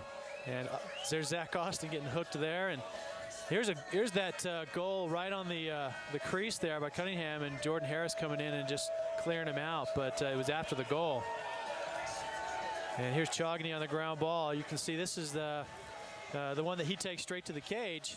Yeah, this is the one I call the Chogny special, because it's only a Chogny special if he lands on the ground after the shot. You can see he does a great job of dodging, sees the opportunity, Nice shot, dives. Great job by Mark Chogany. Most of the goals on both sides of the field have really been at close proximity, to the cage, and both goalies stepping up and playing very well. But we're going to see if this intensity can keep up. I think Coach Snomberg is a little bit concerned. BYU hasn't played for about 10 days, and CSU, like I said, they played on Saturday against UCSB and won a great game there, 8-6. And then played a tough game against Utah on Sunday. And as I read on the website, Coach Nomberg's comments on that, he was surprised at the level of play Utah came with, and was very complimentary of their game. Yeah, Utah gets better every year, and CSU is coming off of a really tough road trip. Not only have they played games, but also the miles traveling to get here from California has got to take a toll on these guys, and see if they can hold the momentum going into this second half. So you've got Walker Bateman, who's done a great job for BYU in the faceoffs, going against Farquhar, number 13. Chogany coming up with it on the faceoff. They got a fast break opportunity. Chogany's going to take it to the hoop. Sees Tyler Monteith over to Mark Davis with the goal. And once again, that all started with Walker Bateman and his great faceoff. Mark Chogany crashing in from that wing spot, able to scoop up the ball and create that transition play. And it was just a textbook play right there. All you young kids looking, take note of this. Great fast break, passes it down to Tyler Monteith. Tyler Monteith is able to look cross crease to Mark Davis. Mark Davis with an excellent finish. This first midfield line really starting to gel for BYU today. They've been waiting for this all year. They've got the talent, but just haven't been able to really put it together. And Chogany and Bateman really both playing well today. And Bateman with another face-off, pushing it forward, not quite getting control. Nick Price back to Farquhar. Farquhar beating Austin. Sees his man behind him. That's Shea Cunningham, 39, and it goes wide. And that's also something CSU can do. They're great with the transitions. So 26 seconds into this first half, we have a goal and a fast break opportunity for CSU. Fantastic start into the second half. Settled down now by CSU. There's Pat Bird, number 1, going against Josh Austin, number 19. Farquhar on the crease, was open, just unable to get it to him, and Harris gets it to the new BYU goalie, Glenn McKechnie. McKechnie unable to get it to Austin for the clear. And once again, a great example of how intense BYU's defense is playing, and it's really saved them in this game. They are all over that crease attackman. They are not letting him catch the ball at all. And you can see CSU is really trying to feed it to him to get that close shot. So now clearing for CSU is Bird, number 1. Defended there by Mark Davis, but Bird was quite the load. Yeah, just uses that big body to just kind of push through that double team. So Stevens now slows it down for CSU. Bird defended there by McClure. Farquhar, number 13, over to Bird. Stanitz Harper. Colorado State in their motion offense now, just rotating up top.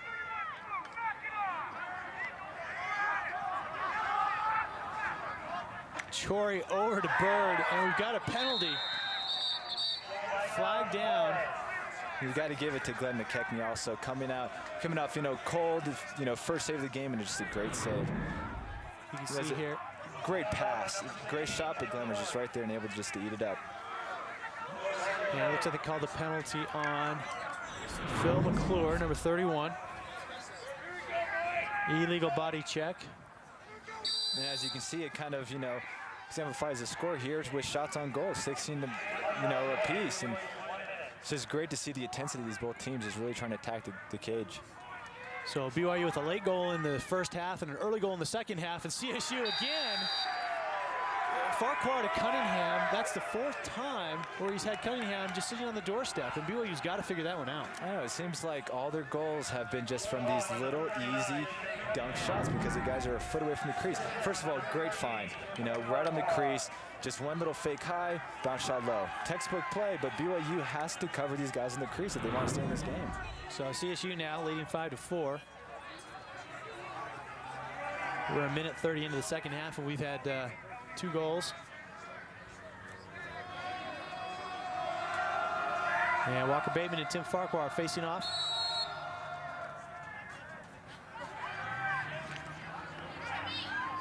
Red unable to come up with it for BYU. And Bateman now, with 32 for BYU, holding it. Bateman just taking it up. A little bull dodge, putting the shoulder down. Number 16, Chori for CSU, defending Bateman.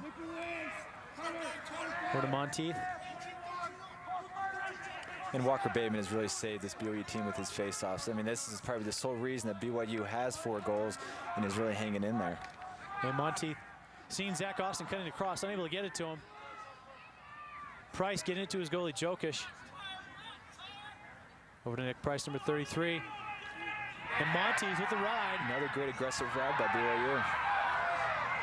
BYU calling for the push in the back. And Price trying to take on Cameron Archibald and loses. Cameron Archibald. BYU has looks like a 3-on-3. You can see if they can try to push and maybe have. Pete Stevenson stuffed by Jokic. And they're going to call Jokic out of bounds.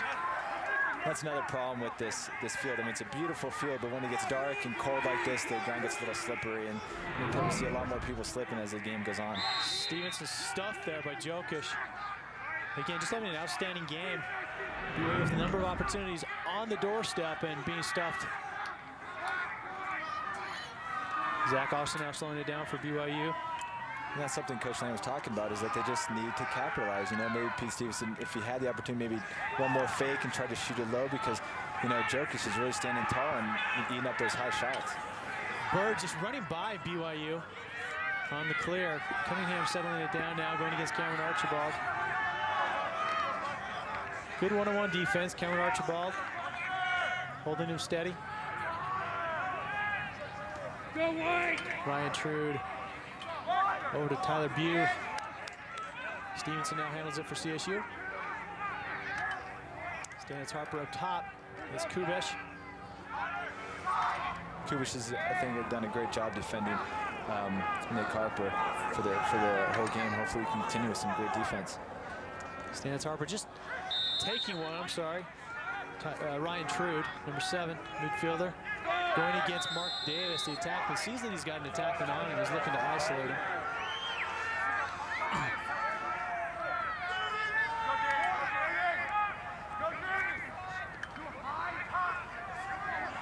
Pat Bird now controlling for CSU, going against a long stick, Jordan Harris. Runs right by him, falling down, and backed up by Cunningham.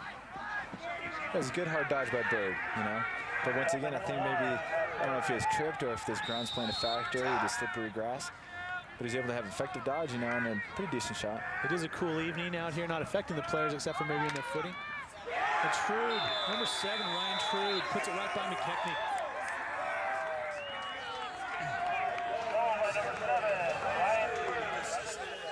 You know, and that's just a classic play right there. You know, he decides to take it, dodge one-on-one. You know, slides a little late. Great shot, just beats him high, off stick. Goes by the freshman Dan Cole there. Dan Cole primarily offensive specialist, but Ryan Trude with a nice goal there for CSU. Yeah, nothing flashy, but great placement and able to capitalize and score a goal. Puts it off stick side. There's Coach Nomberg.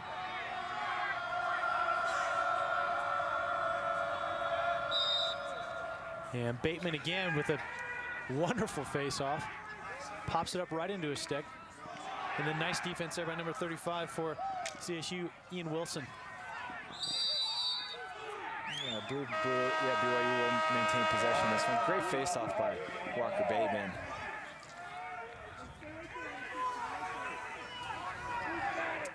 So Chogny now going to take it for BYU. You can see the face-offs right there, as you were saying. Talk about face-offs here. This is really why BYU has stolen this game and doing so well, and that maintaining offensive possession. Chogny trying to get it back to Mark Davis there. Maybe could have taken that shot himself, but trying to be unselfish. And I think BYU is going to come out with a illegal procedure and a moving pick.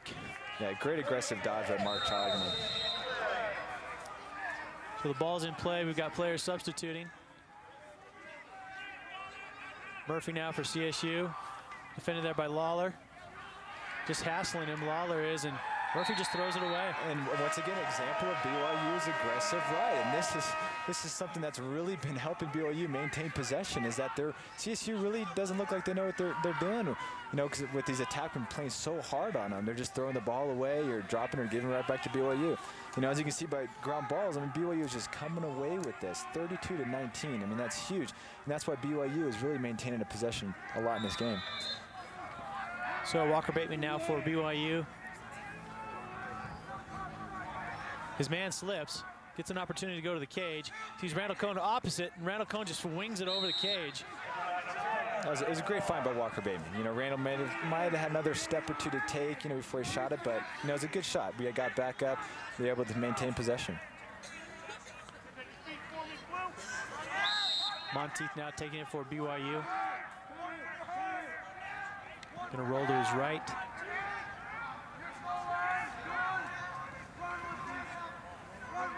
Going against number 34, Schnarl. And Monteith just trying to take him. Schnarl playing with the offhand. I thought the referee was going to call that. Randall Cohn up top. Over to Chogany with the dodge to the left. And Chogany blows it by Jokic. As a great dodge, great lefty shot, and was able to beat Jokic off stick high. You know, this is BYU's midfield is really, you know, taking over this game offensively. Mark Chogany, a great dodge. Once again, the grass a little slippery. Chogany with a great shot. And great Perfect. placement. That off-stick side, we've talked about that the whole game, is these players are very skilled and they're picking their spots. And when they go that off-stick side or when they go to the ground, they're scoring. It's when they try and beat the goalie straight up on stick side, the goalies are up to the task. Yeah, and nowadays at this level, you really have to be awesome at placement. Goalies like Glenn McKechnie, Chris Powers, you know, Pete Jokic, they're just so talented and great that you really need to beat them with placement. Collins, number 7, a nice pickup for BYU. Kind of lobs it up there to Bateman. And it looks like they're going to get a push on CSU. Let's take a look at that push in the back. Seems that Walker Bateman tried to jump up to grab it and just to hit right from behind. Good call by the referee. Collins kind of hung him out there a little bit. The old buddy pass, as they say. That's right, but he get him possession, so maybe he meant to do it. I don't think so. I don't think so either. Wouldn't be much of a teammate if you did. That's right. There's Walker Bateman now controlling. Zach Austin up top controlling for BYU. Certainly want to give a shout out at this point to our good buddy Charlie Friedman, who will be joining us in the booth on Saturday as BYU takes on the University of Colorado here at Southfield. So be sure to join us for that. Mark Davis now over to Pete Stevenson behind the back and scores! Pete Stevenson from Mark Davis. A wonderful shot. You know, that was just an outstanding play by BYU. This is what happens when you have talent in the offensive positions. You have people just making plays. Great dodge by Mark Davis, able to find Pete Stevenson wide open. Pete Stevenson, great behind the back, just caught Jokic off guard. He wasn't ready for it, you know, and that's why Pete Stevenson was able to really sneak this shot right past him. Wasn't expecting behind the back shot. Just was not expecting that. Mark Davis finding him. Wonderful play. The BYU bench is stoked. 6-6. Get back in this game and looking for some momentum. Walker Bateman again controlling the faceoff. And that's the reason BYU is winning in this game is that Walker Bateman is just doing a great job on the faceoffs. So Price comes up with it for CSU, goes to Stevens, number 32. CSU is going to look to maybe push it here. Stanitz Harper, number 2. They're going to slow it down a little bit. Shea Cunningham over to Farquhar. Over to Bird, number 1. Bird defended there by Bateman. Stanitz Harper, number 2. Shea Cunningham, number 39. CSU just looking to slow it down a little bit. Yeah, I think they're trying to kill BYU's momentum here.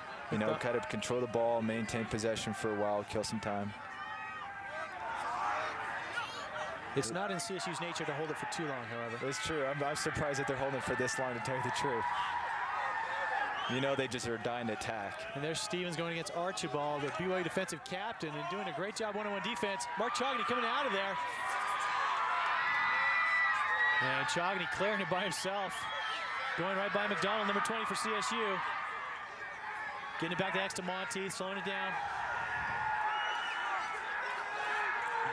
And Monteith just not finding Bateman. Bateman was just standing there waiting for the pass. Just couldn't find him.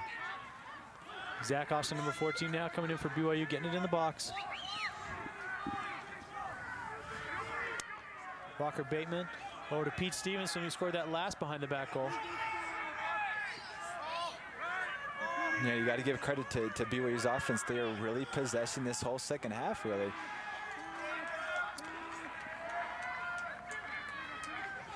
Here's Daniel Cohn.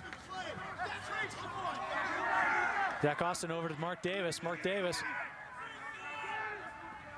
looking to take Brzezinski. Austin on the crease. Josh Austin unable to handle it. Bird comes out of there. Looking for a big clear. It just throws it down the field. Yeah, he had a midi open in the middle, but just not a very good pass, and that's why it's thrown away. And BYU now gets the ball back again. McKechnie gets it up to Dan Cole, number 12. Cole looks to push it, now brings it back to Stevenson. Stevenson with a nice little dodge, but defended there well by, I think that's number 10, yes, Matt Reese, long stick midfielder. Yeah, we got BYU's going to get a flag down. Good call by the referees. So an illegal body check, a push from behind. And it looks like that's going to be a technical 30-second penalty for BYU. And you can take a good look at it right here. Definite push right from behind with possession. It's just that extension of the arms. You know, he was in good position, didn't really need to do that, but extended the arms and got the push with possession. So yeah, sometimes when you're an offensive player and you feel that hard push from behind, even though if it doesn't knock you over initially, sometimes you almost want to fall down just to get the penalty. Because now BYU man up has an opportunity to actually take the lead in this game. And it's an easy call for the ref when that defender extends his arms like that. It's too easy. Yep. So there's Chogany rolling around. A little bit too much movement there. Walker Bateman sitting on the corner. Tries to get it over to Zach Austin, unable to do so. That ball is going to roll out of bounds. You know, and Walker Bateman had a defender all over him when he was trying to make that pass. You know, he should have just maybe pulled it out, you know, make sure get away from the defender before he can try to make a pass. Looks like some of the BYU players coming off a little bit tired, but this has been a very intense game. 5 minutes left in the third quarter. Walker Bateman going against Price. Brzezinski, number 34, bringing it up, long stick for CSU. Loses it, slips on that wet grass. Scott Lawler coming up for BYU. Bateman coming up with it. Two Highland High players there. Walker Bateman and Scott Lawler. Another great ride by BYU and able to get the ball back. Pete Stevenson, the senior, slowing it down a little bit. Gets it off to Lawler.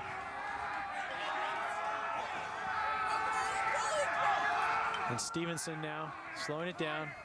Team was screaming to pass to Dan Cole, unable to get it to him. Bateman was on the crease, unable to finish.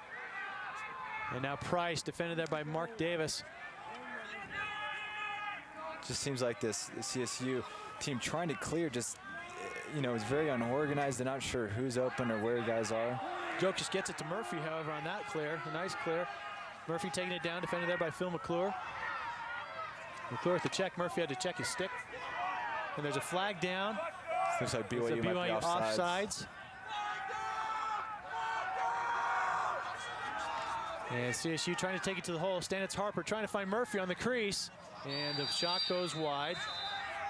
It's still going to be a 30-second technical for offsides on BYU. Score is 6-6, 4:24 left in the third quarter, and it would be huge at this point for BYU to get a lead in this game. Although they're man down right now, I mean, it's sure that they're going to look to work this penalty off and then try and get a lead. I agree. The way BYU is possessing the ball, if they had even just a one-goal lead, it could very well be enough for them to take a victory. So BYU's got to work off this penalty. CSU is taking advantage of one of their man-up situations so far, but BYU's done a relatively good job against their man-up. And there's Stanitz Harper. He's going to take one. McKechnie in good possession. It goes wide. You know, Nick Harper, I think, might be getting a little frustrated at the score and not having the ball down at their offensive end. So look for him really to probably try to dodge and take it upon himself to score. Farquhar finding Cunningham in the same place. And BYU's got to figure that one out. Lawler now looking to clear for BYU. Penalty is just about to be released, and Lawler's just going to take it across. Just like a running back going through the line there. Yeah, the good old-fashioned bull dodge. You see a line of defenders, you just run right through them. And Cunningham coming up with it for CSU. I'm not sure that's what Coach Lamb wanted from Lawler. Yeah, I think he had an opportunity to kind of slow it down, and BYU still didn't have probably 2 or 3 guys on the field to help on the clear, so he could probably slow it down and find an open guy. It's good hustle, good intensity, but probably just not the right right play at the time. Of course, so if he had made it and ran down and scored, we'd be praising his name, but it's always that don't shoot, nice shot. Exactly. Cunningham with a nice little shot, left-handed on the ground. McKechnie comes up with it, and now we see Walker Bateman going the other way. We got a tie score. BYU has a chance. Take the lead. Bateman going to the left and to the right, falling down with a nice shot, gets it off on the ground. And there's a loose ball push against CSU. It's going to go to BYU. Yeah, BYU maintains possession. This is great. Hopefully BYU might be able to take the lead here. Looks like a little unsettled situation. Chogany with the, great shot though by Mark Chogany. Great shot and backed up by CSU. I don't think the CSU player was in position, Kellen Brzezinski, but benefits from the shot that went wide.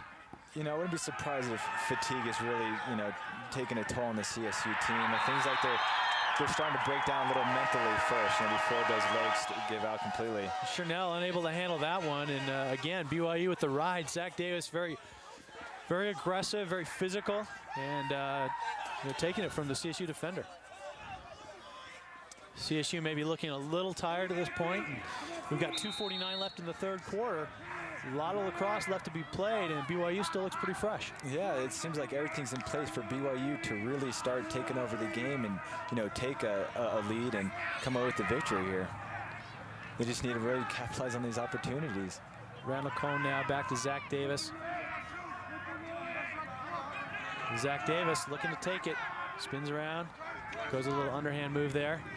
So far we haven't seen too much from the BYU's attack. Seems like the midfield has really, taken over the game in terms of dodging and shooting. And there was a fantastic stave by Jokic. Pete Stevenson getting a quick stick shot, and Jokic just taking it from him. Number 18 for CSU, Lee Cates clearing. Going against Chogany, number 16. Over to Stevens, 32, and CSU is going to call timeout. During this timeout, we wanted to bring you to your attention a tragedy that's happened in the USL MDIA lacrosse world.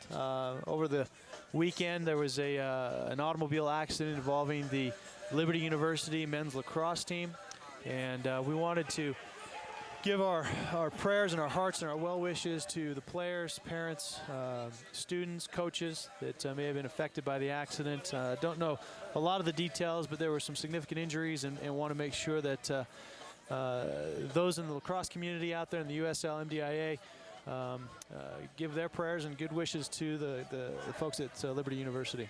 Yeah, it's really a sad thing. I mean, these players and coaches really just want to come out here and play lacrosse, have an opportunity to represent their school. These kids are out here, most of them paying their way to play. And it's really a tragedy when something like that happens. Coach John Westfall has been a guest camp coach here for BYU at their lacrosse camps over the last couple of summers, and so we know Coach Westfall well and wish him well and his family well, and understand that his sons were with him, and hope that all is well with them and his family, and hope that the folks out there know that our prayers are with them. And it kind of puts the game in perspective. We've got an exciting game, but certainly is not important as something like that. That's true. So CSU now with possession. McDonald over to Troy, number 16. Stevens now controlling, going against Harris. Stance Harper against Kubish. It seems like CSU this second half has really been trying to find an open offensive player on the crease to try to get that easy shot. But BYU has really done a great job of cutting off that crease man and swarming around the ball. So another player slipping. And Cunningham trying to get that shot off. Doesn't really get an effective shot. McDonald coming up with it, defending there against McClure. Stance Harper going against red, number 37. And McDonald now controlling for CSU, going past McClure. Shoots it wide, and CSU controls. Shorey, number 16, backing up for Colorado State. With 1:11 left in the third quarter, CSU looking to put another one on the board. McDonald, freshman out of Smoky Hill High School in Colorado. Over to Cunningham, number 39. Cunningham going against the short stick. Lawler. He calls his own number. Lawler playing excellent defense. The slide comes.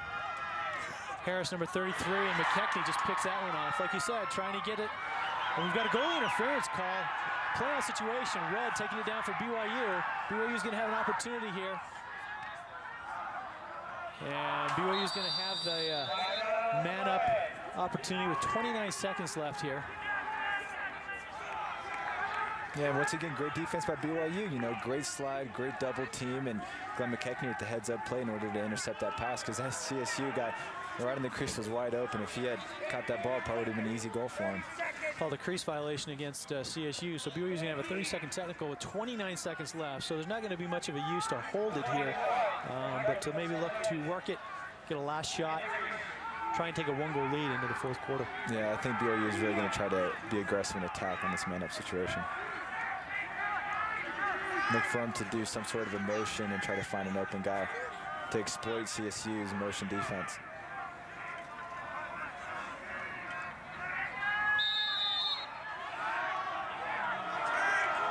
There's Zach Austin now, number 14 for BYU. Coming across the middle. The CSU defense aggressively defending him on the man down. Two BYU offenders just waiting for it. Cole with the rocket shot. Jokic should get up to the task. Yeah, Jokic is there. Great shot by Dan Cole. Powerful, fast shot, but Jokic is right there to stop it. Mark Davis now. Little juke, and Chogany up top. Walker Bateman from behind finds Chogany, cutting straight down to the crease. And he blows it by Jokic, stick side. And that is why number 16 is a two-time All-American and captain of this BYU team, is that he steps up and he takes it upon himself to create opportunities and score. Just a great catch from Mark Chogany. Great feed by Walker Bateman in order to find Mark Chogany. Mark Chogany with the great catch. He had defenders all around him. He was able to fire a shot, beats the goalie, stick side up high in the air. You probably see a better angle on this one right here. Beats him. Jokic didn't even know where the ball was until it was in the back of the net. We haven't seen much of that tonight. Beating the goalie stick side with 7 seconds left in the quarter. BYU goes up 1, 7-6. Tim Farquhar gets the face off. There's 2 seconds. Is he going to get a shot off? And he does not. Tried to take the opportunity. So BYU in the man-up situation gets the goal, gets the opportunity to go up leading into the fourth quarter. So a great momentum boost for BYU. We're going to take a quick break here as we break for the fourth quarter. BYU leads 7-6. We're going to be right back. Don't go away.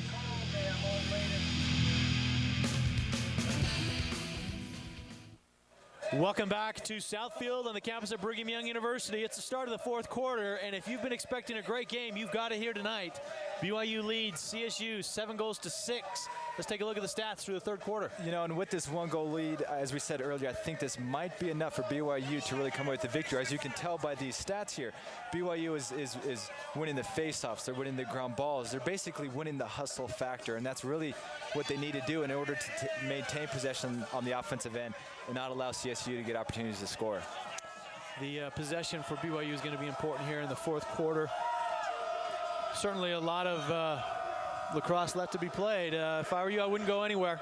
Now, this is going to be an exciting fourth quarter. This is really what this rivalry is all about. Both teams, I know, are fired up. Fatigue probably won't be a factor now. Adrenaline will be pumping. CSU controlling the face-off. Walker Bateman winning the initial draw, but CSU coming away with it. We're over to the senior Nick Price now controlling for CSU, trying to get it up the field. Monteith riding him. BYU playing tough against this CSU. They may not make the 20 seconds. And they do. CSU loses it. Goes back to BYU. Walker Bateman comes up with the ball. Tries to get it up to Collins. Unable to handle it. Mark Davis. And Stevens for CSU finally coming up with the ball. And settling it down to Stanitz Harper. Coming to the cage, Chori, number 16. Defended there by Clark Collins. And Chori just throws it away for CSU.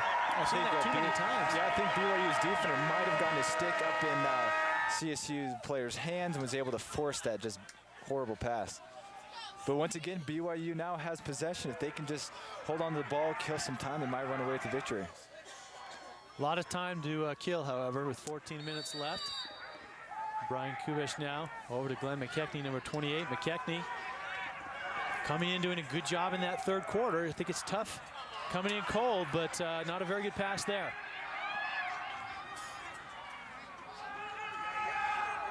So Stevens now controlling for CSU. Looks like Nick Stanley Harper's got a short stick. He's going against Zach Austin, just runs over him. Runs over two guys.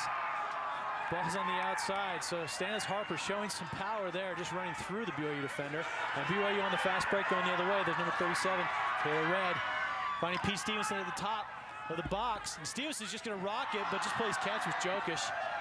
Yeah, it was too far out to shoot high like that. If he had maybe gotten a bounce shot, he might have had a chance. Stevens now controlling for CSU. And there's Cunningham beating Glenn McKechnie and tying the score 7-7. So CSU very dangerous in those unsettled situations, and they show us why. They really are. As you can take another look at this, this is really what CSU does best, is that the transition, CSU, they might have extra man on offense, but just a great find, a great shot by CSU.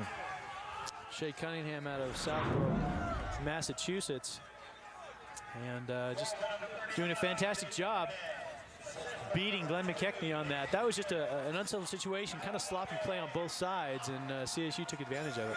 Yeah, BYU really needs to get the momentum back here. Otherwise, CSU is very capable of going on a 5-goal run in less than 30 seconds. So Walker Bateman now going against Farquhar, number 13.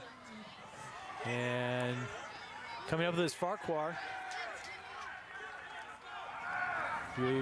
Farquhar going against Lawler and beats him.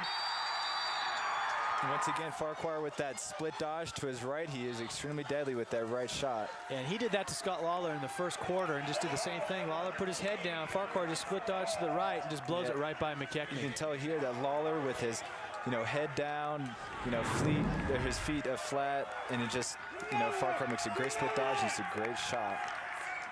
And this is the kind of momentum I'm talking about here, that CSU is, this is their characteristic, that they go on, 3-4 goal streak. And so BYU really needs to stop this in order to gain momentum and be able to take back this game. Farquhar again taking it to the off-stick side and beating McKechnie very effectively. So Bateman and Farquhar, two of the most talented midfielders you're going to find in the USLMDIA. At the face-off, and now Farquhar's got a fast break. And this is the kind of transition we've been talking about, that they're very deadly. They always find the wide open man. And there's 3 unanswered goals by CSU. In less than, 20, 30 seconds, 40 seconds? Yeah, that's what CSU does. And BYU, now they're getting a little down themselves. They really need to get this momentum back. So CSU now leading 9-7. Take a look at this last fast break goal. And this is what CSU does best. Fast break, finds the open man, easy shot. And that's probably the 6th goal that's been right at the doorstep there for CSU. And Stevens now with the goal, putting CSU up by 2 goals. And like you said, 3-goal run, and we're gonna have to see how BYU responds. It's gonna start with these faceoffs. BYU needs to start winning these faceoffs again. Before, when they're winning it, they're doing well and keeping the score close. Now they're just getting destroyed because they're losing these faceoffs. Zach Austin now winning the initial draw. Taylor Red coming, Lawler going for BYU. Maybe forcing that one a little bit, but he's going to get a call from the ref. He's going to get a loose ball push. Ball's going to stay to BYU. You got to love Lawler's aggressiveness, but I think he was trying to do a little too much there by trying to take it in by himself against 5 of those CSU defenders. It's wise to pull it out, settle it down, and try to run a great play and try to get an open shot. So BYU now, Zach Austin over to his brother Josh. Out of Brewster, New York. Just swinging it to the right. And Tyler Monteith, very athletic, quick, shifty attackman at Columbine High School. His man slips, unable to find the open player.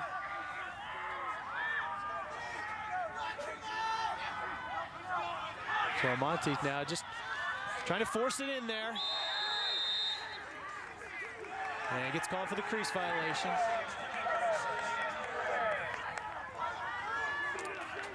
CSU now taking it.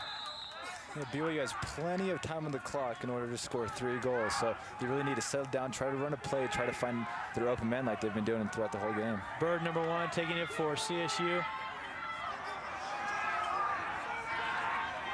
Zach Austin lost his stick. Stannis Harper over to Cunningham now, going against Hutton, number 44 for BYU. Forward over to Chori, over to Stevens. CSU slowing it up a little bit, using a little bit of time. Forward defended there by Zach Austin.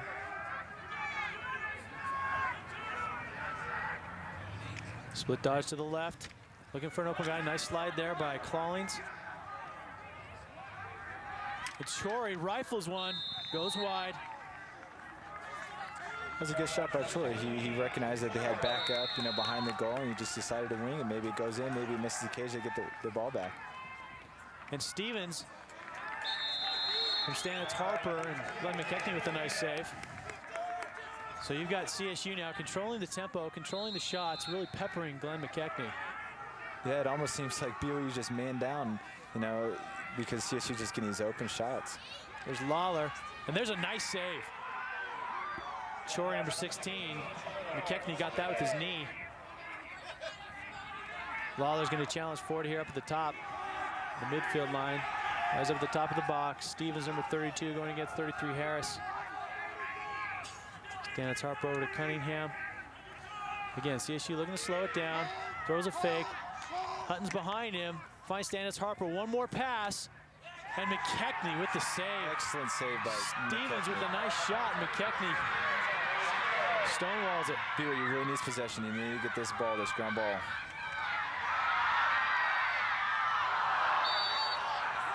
Mark Davis tried to go through the legs and tried to get it to Gunderson, and Gunderson unable to handle it, goes out of bounds.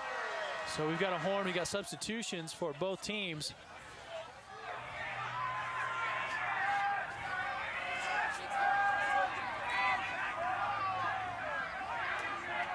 And CSU is going to be in a position to clear. Senior Nick Price taking it.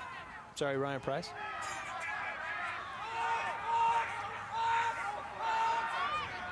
Chanel number 34 getting up to Stevens, 32. Defended there by Harris. Stanitz Harper now controlling at the X. Number 19, Tyler Bew just blows up by Glenn McKechnie. Stanitz Harper's doing a great job of really being the quarterback of this offense. He's able to just sit back and find his open CSU players that are just coming down in these transition situations. You can take a look. He's just sitting back there, find the open man, and just a great shot right off the pipe. And this is CSU's game right now. This is CSU, how they play. They go in runs, they go in streaks. It's intimidation, it's confidence, it's getting BYU down, and if BYU doesn't come back, they're going to be out of it. It's totally true.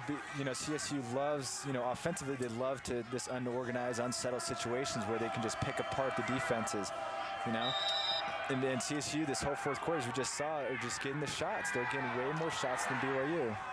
And looks like we have a penalty, flag down, slash. And Farquhar taking the shot wide right. We're going to get a penalty on the head. Penalty on the head, BYU. It's going to be a slash. BYU has played well this whole game, 3 quarters, and it's kind of disheartening to see them fall apart just a little bit in this fourth quarter. If they can just hopefully reverse this momentum and get back on the scoreboard again, they can have a chance. So BYU is going to be man down. Not a good situation for BYU. CSU on a 4-goal run. Yeah, the shooters are feeling very confident right now. They feel like maybe anything they're going to shoot with a little heat on it will go in. So look them just to keep shooting against Glenn McKechnie. So CSU working it from the top. Cunningham over to Chori, number 16. Stevens looking for cutters. Stanitz Harper over to Cunningham. Give it to Farquhar up top. Stevens defended there nicely by Kubish. Yeah, great deflection by Brian Kubish. And Stanitz Harper now controlling Farquhar up top. Like you said, these shooters are confident. You can see they're looking to shoot. Yeah, their eyes are really big right now. They're really looking just to unload against Glenn. Stanitz Harper with a nice bounce shot. Just goes wide.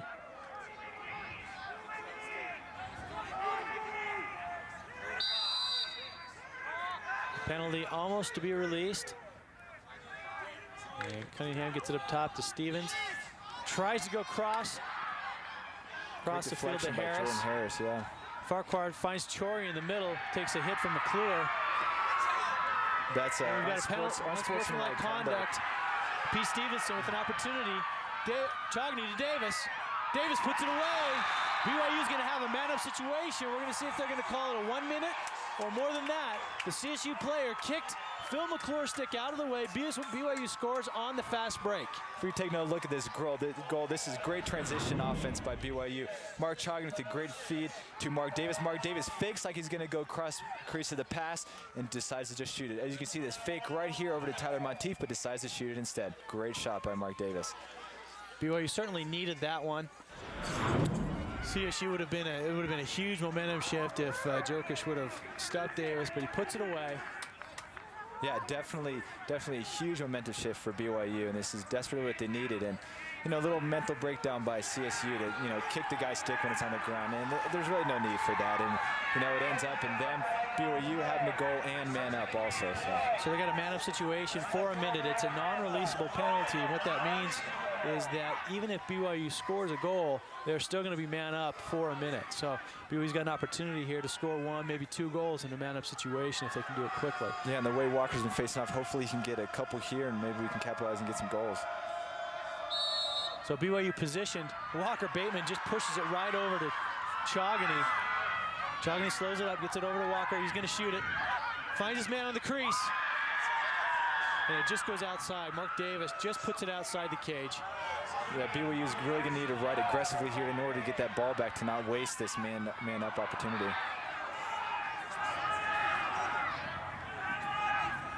So cleared there by Bershinsky. Stanitz Harper, 1-on-1. Beats Kubesh and beats McKechnie. So CSU in a man-down situation gets a goal. And that's just too bad for BYU. They had a little bit of momentum going in, trying to create more, and then Nick, Stanitz Harper, like he does almost every game, he just takes it upon himself, gets the ball, and it's an excellent shot. Great placement also. Not too much power, but just a great placement. Bounce shot, hugs the right post. So BYU still in a man-up situation. They've got an opportunity to take advantage of this, but CSU leading 11-8, 7:45 less. There's plenty of lacrosse left, but BYU's got to be able to take advantage of some of these opportunities. Walker Bateman with a nice face-off. Chogany getting it up the field to Stevenson. Stevenson holding it. Oh my goodness! Stevenson with the pass to Dan Cole. Goes right by him. The goalie didn't expect it. And I guarantee BYU meant to do that also. I think they had that drawn up in their playbook. It was a great screen by, I think it was Dan Cole, and a great screens the goalie's eyes. Pete Stevenson trying to pass it to him, but he just lets it go, and it goes right in the goal. So sometimes it's better to be lucky than good, and BYU needed that from a momentum standpoint. You see Pete Stevenson definitely not shooting, and Dan Cole just missed that one, and it goes right past the goal. This is something we've been seeing all game here, is that BYU, all these factors are in the right place for BYU to really win this game. If they just kind of, take it up a notch and, create more opportunities and just, produce more goals, they can really come away with this game. So BYU still in a man-up situation for a few more seconds. 10 more seconds left on the penalty.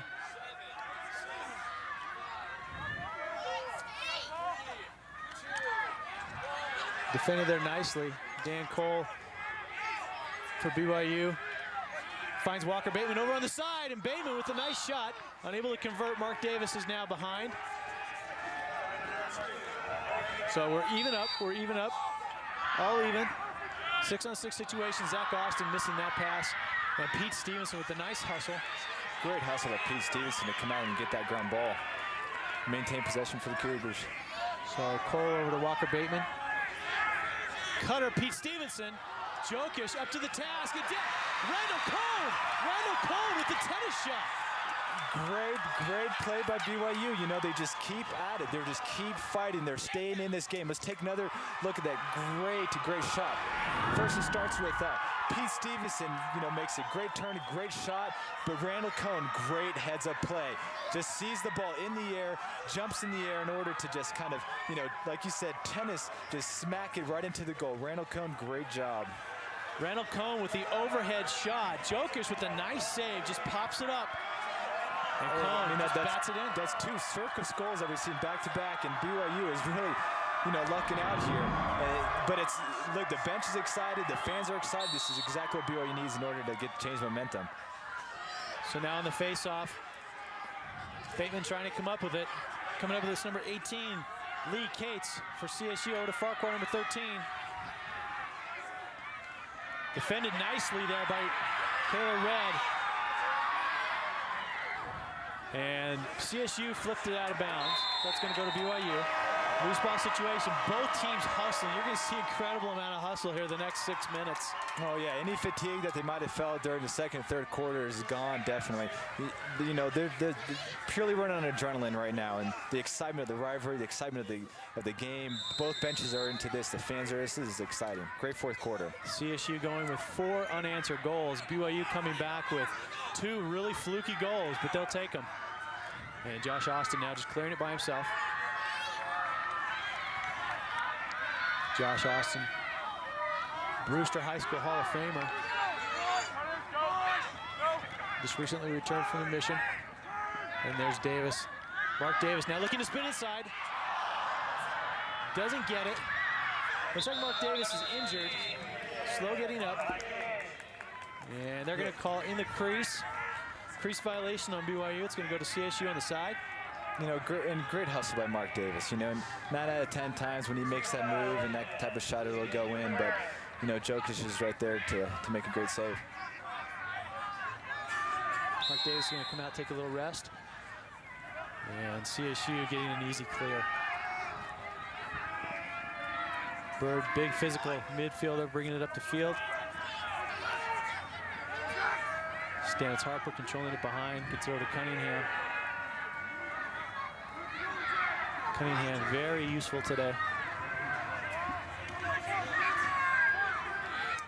Murphy, number 9, controlling for CSU. CSU's going to look to slow it down. They're in no hurry. Pat Bird, number 1.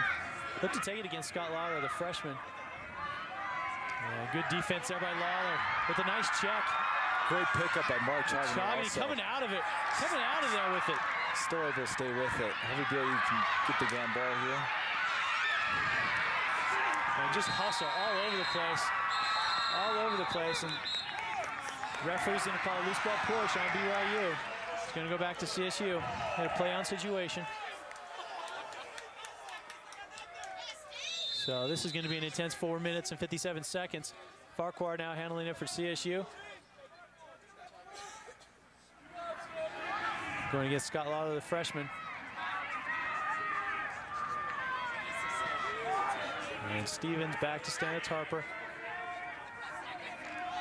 Kubish. Chori on the crease. Gets loose. Chori on the crease got loose. Is a great move. It's a great cut. It's a great find by, I think it was Nick Stannis Harper, able to find him. He's a great, Phil McClure over pursuits, and he was able to just kind of roll around him and make a great sidearm, shot. Beats the goalie, I think, stick high right over his head. Tough play there for McKechnie when he's that close, that much velocity. It's hard to get your stick anywhere in that amount of time. Yeah, you kind of almost just close your eyes and put your stick somewhere, and hopefully you'll stop the shot. So CSU stopping the BYU run. Zach Austin coming up with a face-off. Great face-off by Zach Austin.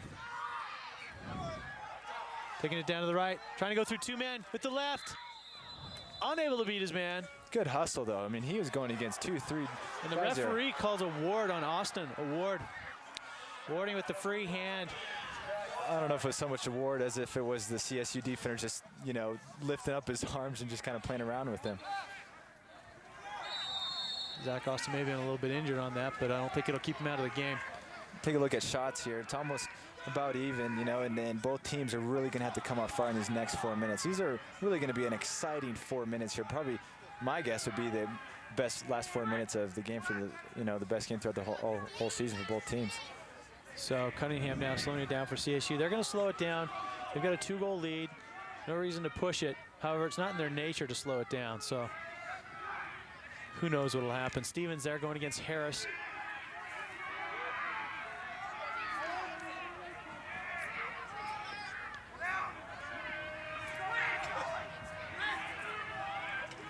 Pat Bird over to Stanitz Harper up top, going against the long stick midfielder, Red.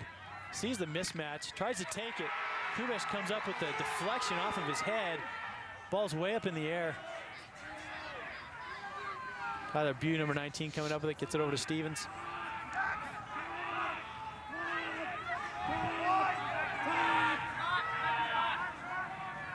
CSU just working some time off the clock. They've used about a minute off the clock during this possession. Yeah, they have a 2-goal lead, which is, it's kind of a, a big lead in this type of a game. And with 3 minutes left, if they can just kill at least another minute, it might be too much for BYU to come back. Bird over to Bew, back to Bird. He's going to take the shot. McKechnie equal to the task as it bounces over the cage. And it's Harper going against Red. Stevens, McKechnie with 2 beautiful saves. Great job by Glenn McKechnie. Wow, back-to-back saves, out of position, but he's able to hurry up, get back in, use his stick to deflect the shot. Great job by Glenn McKechnie. Harris unable to control for BYU. BYU calls timeout. BYU needs the ball back with 2 minutes and 39 seconds left. They're down by 2. Had a nice little run going there with a couple of goals, and then let that last one get by them. And don't know if there's enough time for them to get back in it. They've got to get possession. It's going to be tight for BYU, and I think the one thing that's really hurt them this quarter is the face-offs. Tim Farquhar's done a great job facing off for CSU. He's able to, face off, get the ground ball, and create a transition fast break, and they've been able to capitalize on it. So you can see Coach Lamb giving instruction to the team. Defensively, they've got to get a takeaway, got to get that ball back, and then offensively, they've got to be able to capitalize. Jokic, an excellent game, played very well today so far, and certainly if CSU comes away victorious, a lot of the credit's got to go to him. Yeah, I definitely agree, and I think Coach Jason Lamb is really going to try to pressure out the ball, try to get a takeaway, try to do some sort of a defensive scheme where he can get possession back. Because CSU is really going to try to maintain possession and really try to just kill the clock with this 2-goal lead. So with 2:39 left, CSU leads BYU 12-10, and I don't think Coach Nomberg's quite comfortable yet, but tough task for BYU. Playing against BYU, I don't think Coach Nomberg's ever really quite confident, especially playing here in Provo.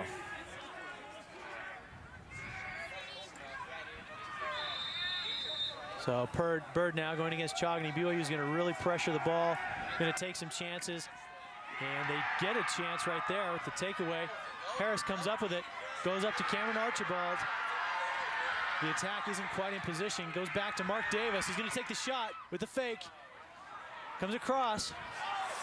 Davis unable to get the shot off. Once again, I think he might have tried to do too much there. I love the fact that he wants to make something happen, but I think he's just tried to dodge one too many guys. Ball's down. Pete Stevenson's going to come up with it. BYU's got to look to get shots. Mark Davis going to try and get inside. Goes around the crease. Somehow stays out. Archibald, he's going to shoot it with the long stick. Had the opportunity there. I think he had to take that. Zach Davis comes up with it. Got to look to get a shot. Cameron Archibald actually does have a great shot with that long stick. Last year he scored against University of Michigan on a great fast break play, so he does know how to finish. Chogany trying to just bat it in. Pete Stevenson trying to look for the shot, gets checked, goes up top to Dan Cole, around behind the back. Mark Davis missing the shot. That was Walker Bateman going behind the back to Davis, and now BYU's going to have a man-up situation. It was a great movement by BYU. They're really trying to attack, loose ball, great movement, trying to exploit the weak side. Great behind the back pass by Walker Bateman. Davis makes a great fake and great shot also, just a little wide. And they're going to call a late hit, unnecessary roughness on CSU. So BYU's in a man-up situation. Optimal situation for BYU at this point, where they've got a man-up down by 2 goals, a minute 28 left. If they can get a quick goal here, then get a face-off, they've got an opportunity to equalize this. But they've really got to look to shoot. They've got to look to shoot really quick. Yeah, they have to attack early. If they want to be able to score 2 goals in a minute 28, they have to attack now. Score now, get another face-off, win that face-off, get possession, maybe call a timeout and run a great play or something, but they need to do it now. And Cole dropping it for BYU. Can't afford that. Chogany over to Austin. Davis. And Davis just unable to handle it there. And BYU. Not what BYU needs right now. They need to get a shot off. Using valuable time. Chogany just shoots it. Plays catch with the goalie. I think Mark was just maybe too far out on that shot, and that's disappointing for Mark. Joke is trying to just clear it up the field, and now CSU got a clear situation, a bad situation for BYU in that man up. Not the shot that they wanted, but just looking to get a shot. Stannis Harper now controlling. McKechnie coming out, pressuring him. He's out of the cage. Cunningham going against Archibald. BYU really pressuring the ball. Goalie comes out of the cage, looking to help. And McKechnie with 30 seconds controls.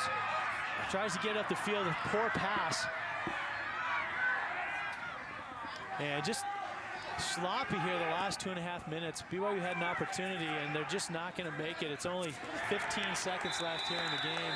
Yeah, this sloppy play is not helping BYU with their clock management. They just wasted way too much time without. I don't even think there was one shot on goal for that, once they started man up. They had that one shot with Chogany up top, certainly not the shot that they wanted, and now in a man-up situation, just were not able to control it. So with 15 seconds left, CSU is going to go and win this game. Yeah, I agree, but you got to give BYU credit. There's room for improvement, but they have, the right attitude. They have the right aggression. They have the right desire, but it's just, I think it's a young team, and they're just going to get better. They have young middies, they have young attack, and it really takes a long time in order for these young players to mesh well together. And it's still early in the season, and BYU will be a better team, come time for Minnesota National Championship. And I guarantee they will face CSU again, probably in the Rocky Mountain Championship, and BYU will be a better team. And I think if they'll be able to look at this game and be able to learn from it and, see the opportunities when they were there, because I feel like there are plenty of them. It's just that BYU maybe didn't find them or weren't able to, capitalize on them. So it's going to be a disappointing loss for BYU, but hopefully they can take something from it as they maybe look to the next game. Certainly another challenge with the University of Colorado coming in on Saturday. And then following that, the #1 ranked team in the country, the University of California, Santa Barbara, will be here a week from tomorrow. So it doesn't get any easier for BYU at this point, but hopefully they can at least take something from this in that CSU beat the #1 team in the land. They'll probably become the #1 team in the land. Most definitely. Know that they can hang with and potentially beat them in another night. Yeah, and this is a great confidence builder for BYU. They have played an excellent game against probably the best team in the nation. And so BYU will learn from this, and they will be better. And coming time for UCSB and Colorado, that BYU will be able to come out firing and win those games. Yeah. So with 5 seconds left, BYU tries to clear it down the field. Pete Stevenson unable to get a shot off. And we've got a little extracurricular activity here. Well, there's a lot of emotions right now. Calmer heads are going to prevail, which is good. Calmer heads are going to prevail. Could have been ugly. But there was a late hit after the shot. And could have been very ugly. But unfortunate to end on that note. But a fantastic game tonight by CSU and BYU. Honorable hustle. Great game, but BYU and CSU, the rivalry continues. What do you say? It does. Unfortunately for BYU, also the lose streak continues.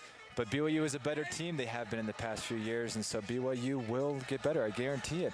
And CSU is a great team, but these teams are going to match it. These teams are going to meet again. It's going to be another great game.